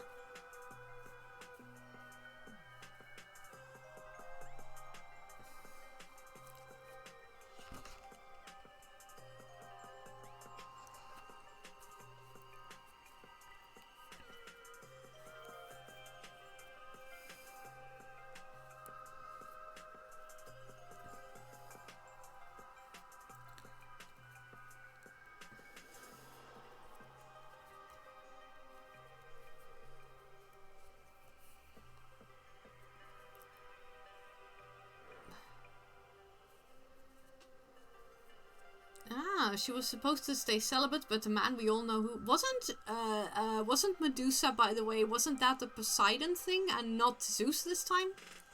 Poseidon also had great trouble keeping it in his pants, but you know, Zeus was definitely the master of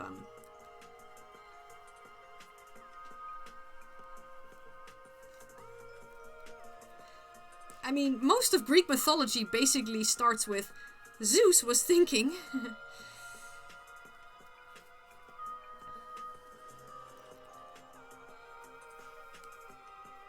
But yeah, but I mean, it is also a great self-defense method.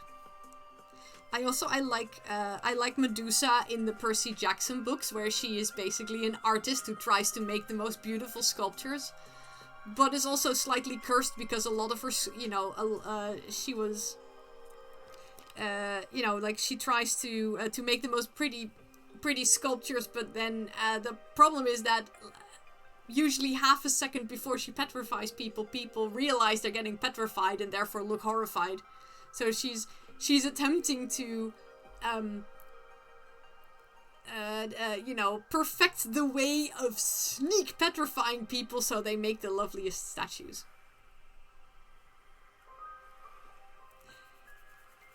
That, you know, I'm like, oh, I turned people into stone when I looked at them. Why not turn this into an art form? And good point, Zeus wasn't thinking. Zeus was lounging about thinking, that is a very pretty swan. Shenanigans.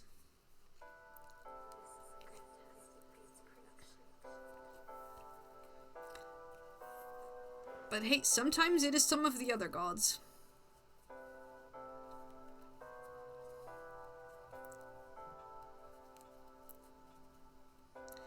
Although I still say, when it comes to shenanigans, I love the Norse pantheon. There's this great story about how at some point the giants steal Mjolnir. And the giant is like, huh, I'll give the hammer back if I can marry Freya. And Freya is like, I'm not marrying that fucking giant. Not my hammer, not my problem. I'm paraphrasing here, but but Thor is like, but you got my hammer. And Loki is like, well, we can dress you up in a wedding dress and, you know, use a veil to hide that beard and see if we can steal it back. And thus it happens. Thor cross-dresses in, you know, as Freya. And Loki basically disguises themselves as a handmaiden, and they go to the giant and go like, hello, I am totally Freya. I am here for our wedding feast. Also, can I see the hammer, please? Shit, and you know, and then there's like a whole bunch of weird shenanigans where, you know, Thor basically keeps almost giving himself away, and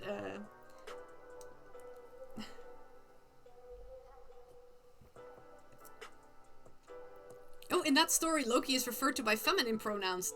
Oh, that makes sense. But, you know, like, Thor eats a whole ox, and he drinks a whole keg of beer, and every time Loki's just sitting there going, oh, no, she's just very thirsty after her long battle. She's just very hungry after a long travel here. And in the end, you know, before the vows take place, they talk the giant into showing the hammer, after which Thor is like, oh, finally, sheds the wedding dress, grabs the hammer, and starts murdering giants because he's Thor.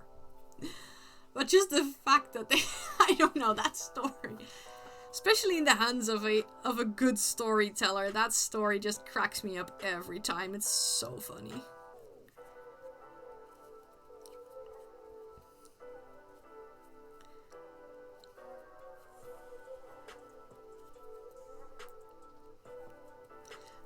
And I mean, Loki is a mommy. Loki is the mother. Like, Loki is just traditionally fluid, because I think, correct me if I'm wrong, but Loki is the father of Fenrir, I think?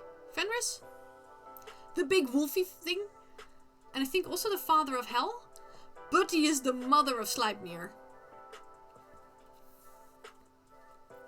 Because they turned themselves into a horse to distract another horse, so the gods wouldn't have to pay up for their shiny wool.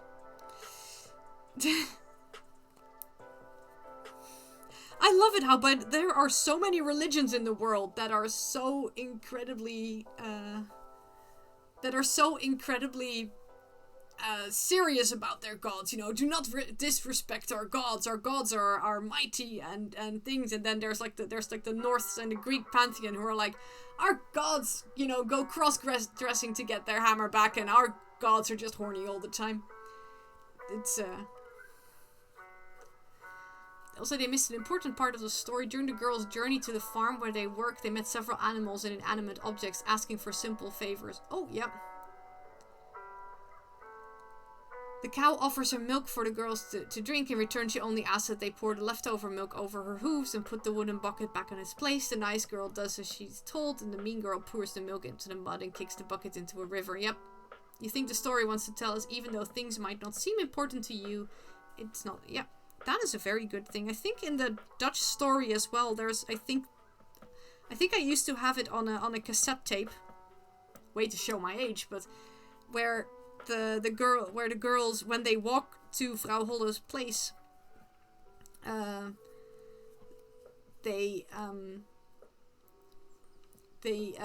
at some point both of the girls pass a tree where apples are hanging, and the trees are like, help us, we are ripe and we're going to fall down the tree if somebody doesn't pick us, please pick us. And the nice girl, of course, grabs a basket and picks all the apples, and the apples are like, thank you so much, you are so nice. And the other girl is like, well, screw you, and, you know, just walks on. But of course for the apples, it's a very big thing, because, you know, I guess they wanted to be picked and you know, stay fresh and pretty, instead of, you know, falling from the tree and maybe getting all bruised.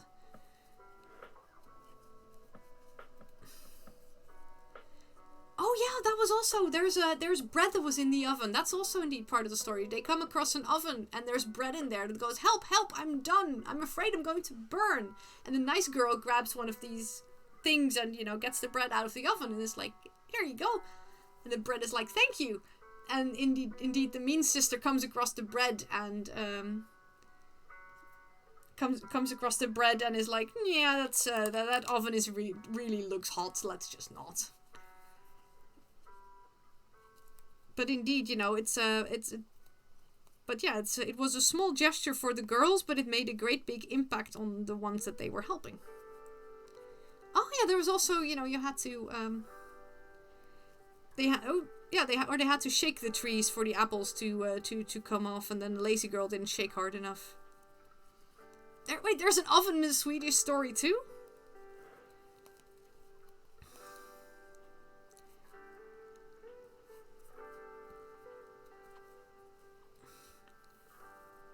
I love how similar these stories are. Just, you know, like the premise is, you know, the whole basics of, you know, good girl falls down well, does jobs, get rewarded, bad girl gets sent down well, does not do jobs, gets punished, is the details though. Yeah, I'm pretty sure that they were inspired by each other. I do like the idea of the chest at the end, where they have to pick their own rewards, but just get help in good picking. But yeah, you never realized those ideals in there until just now. No, don't feel bad about that. Yeah, that is at some point, I think what the Grimm brothers realized is that certain, you know, there are no fairy tales that are superior to each other, because a lot of fairy tales are inspired by each other. It's just that different cultures and different, maybe also sometimes different groups of people just add their own flavors to it. Or, you know, maybe sometimes they write their own endings, or, you know, like a princess gets turned into maybe a mayor's daughter or stuff like that. But in principle, meant a lot of... I don't remember how many. Like, there's a whole thing about fairy tales.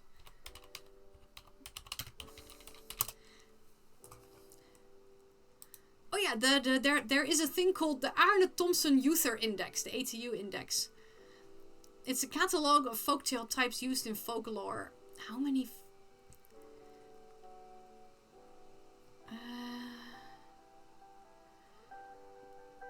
Oh yeah, the original analysis of fairy tales basically boiled down to there are 44 stories in the world.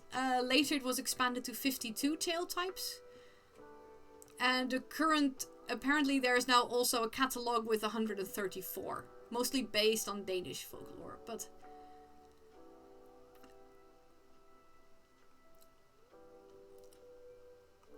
And like they have this whole set of, you know, there's like things about animal brides or grateful animals, stuff like that. There's a lot of, and there's like a lot of, you know, solving things and.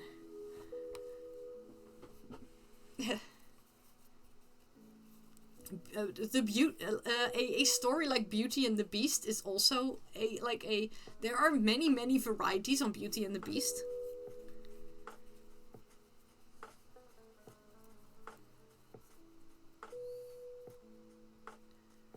Yoshi heard you describe the story and was like, I know that story. Yeah. I mean, Frau Holle is in the Efteling as well. You can see her shake her pillow so it snows and then they blow bubbles at you.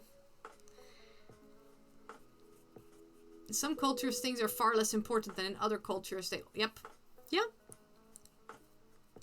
It's like, there are a couple of really, there's a couple of baselines and then different cultures add different things. Or indeed, you know, somebody comes up with like, I know a better ending to this story and just make, you know, and then the culture goes on with the other one.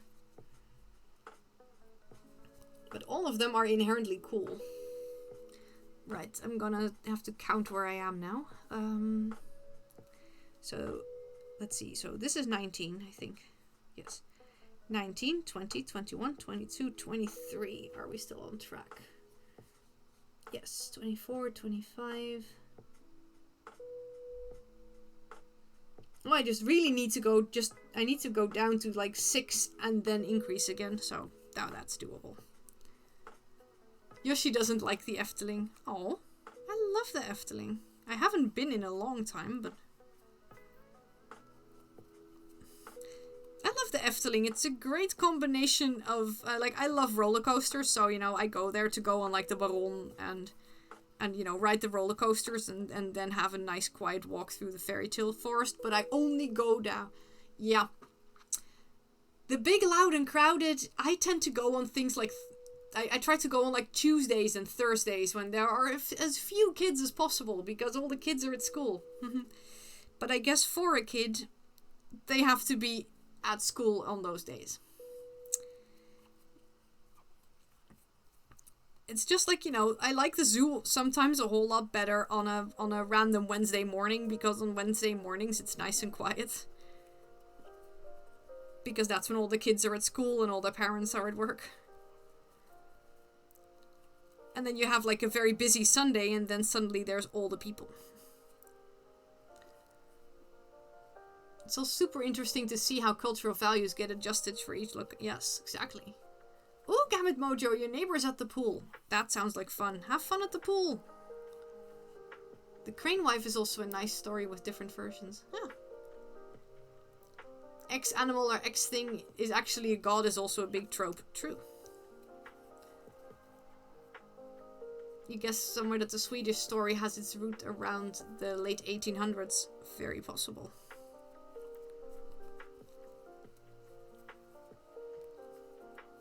And I mean, a lot of fairy tales were also, you know, used to try and teach children certain morals. So I guess morals of kindness. Like, you know, this is definitely a moral of, you know, be kind to people.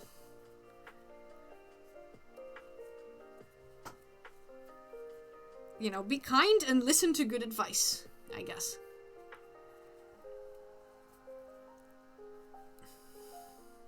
Also, some fairy tales are really, really kind of gruesome. I kind of love, in the Efteling, like, they have the little dancing shoes.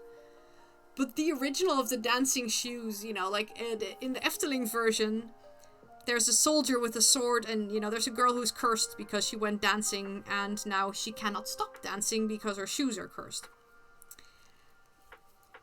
Now, in the modernized version of the fairy tale, the soldier can take very good aim and hits the shoes off of her feet. Excellent, excellent work, Mr. Soldier, sir, there. But, of course, in the more original, slightly more gruesome thing, the soldier can't aim that well, because you can't really knock shoes off of feet. So he knocks her feet off too, but that way she can no longer go dancing and can always stay home to do the chores and be a good little girl. That's mean. But really kind of scary. I kind of want to visit the Efteling at some point because I want to see the Spookslot kind of for the last time. And also, I have not yet seen the Six Swans fairy tale.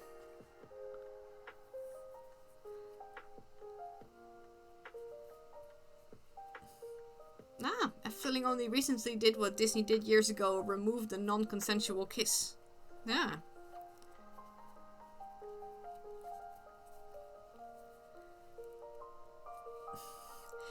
Did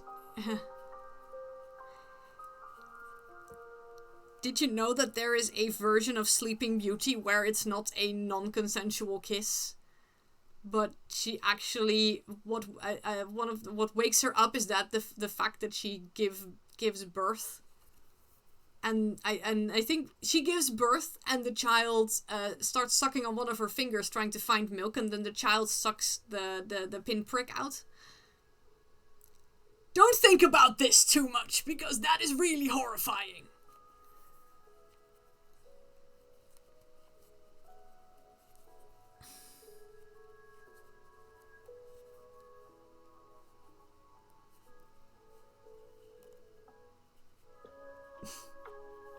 Yeah.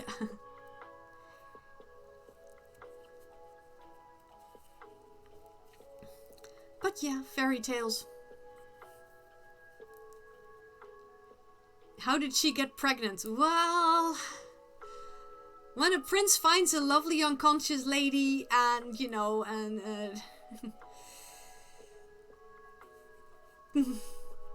as I said, don't think too much about how she got pregnant. The implications of the original fairy tale are terrifying. Yeah. Sorry I brought that up.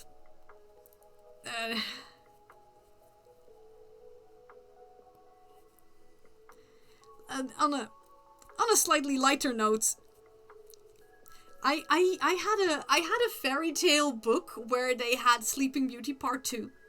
Where apparently the prince is actually a half giant, and his mother is his mother is a half giant, makes him a quarter giant, I guess. But giants like to eat people, and at some point the mother decides that she wants to eat Sleeping Beauty, so she sends the prince, who is by then a king, away, and the Sleeping Beauty by then has 2 children, consensual children, with the prince. And the evil queen mother decides that she wants to eat. The little prince, like the little Sleeping Beauty's son, and the cook basically goes, so the cook kidnaps the child, stows it away, and instead of that serves up a little goat, and the queen mother has a great meal, and then she's still hungry, so she wants to eat Sleeping Beauty's little daughter, and the cook is like, slightly bigger goats, go.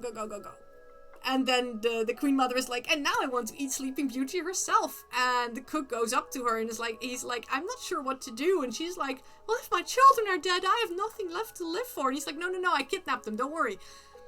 That is also great context. But, okay. Thank you for being here, Hippie Nerd Sea Witch. I'm also going to be going soon because I am going to be making actual children happy, but that I think in the end, like, the cook also kidnaps Sleeping Beauty, and instead of her, he finds like a deer to serve up.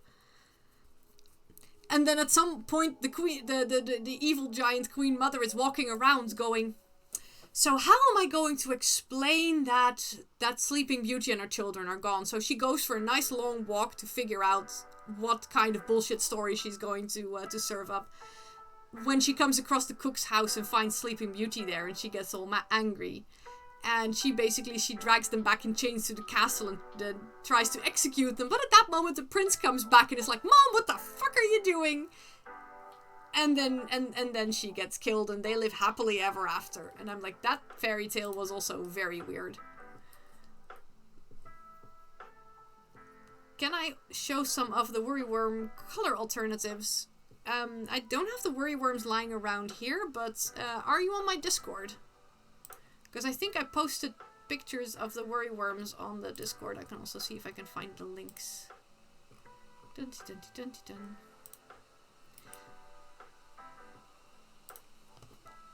Does this work? That is one group of worryworms. Basically, I just use whatever yarn I have left. They work really, really well with color shifting yarn, I have noticed. Also, here is one with a lot of purple, because my viewers do love their purples. But as you can see, especially the purples in the color shifting yarn are really some of the cutest ones.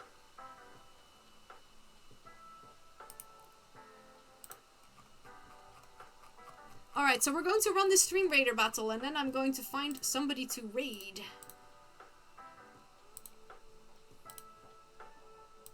So, off with the music.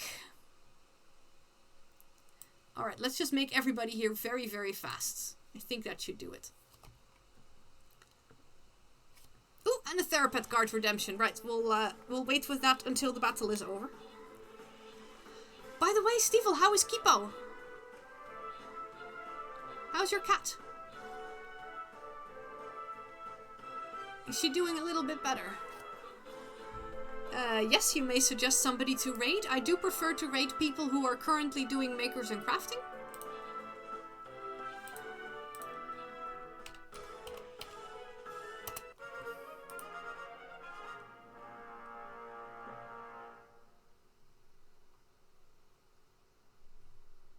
I'm opening Twitch. Look at that, we won! She's perfectly fine again. Still giving her the painkillers, but she's back to her old self. Yay! Give Kipo a big hug from me. The Sonnet Silence and Phoenix Paw.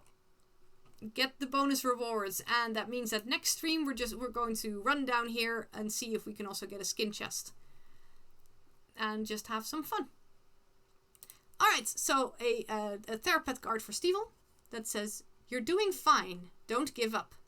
With the little white fox. Which is very, very cute. Let's see, this person is not in my list, I think. What are they doing?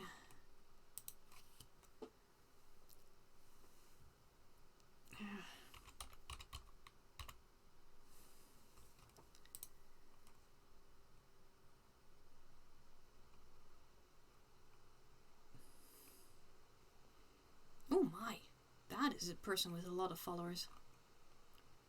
He's doing art.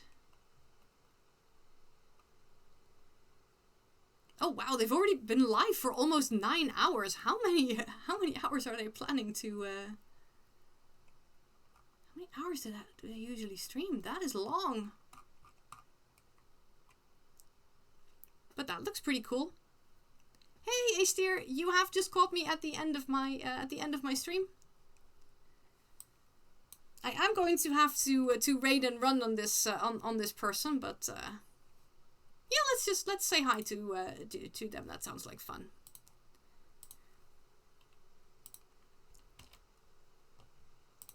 All right, lovelies.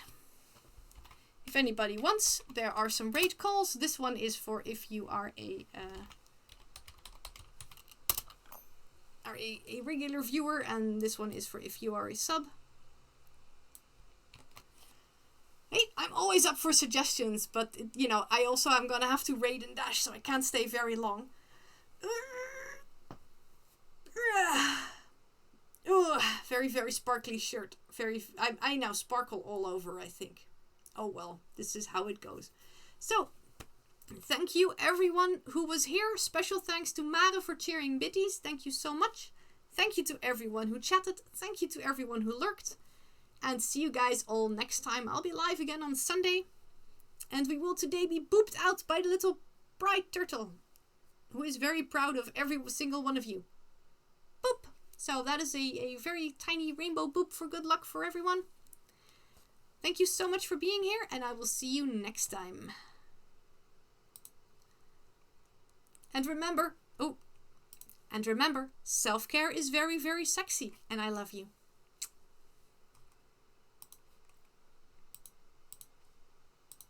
Let's turn on the sound on this end. Peculiar than some 80-year-old who you don't know, except for my grandfather, sort of lasting on the idea of having multiple partners. And I'm like, you're okay there?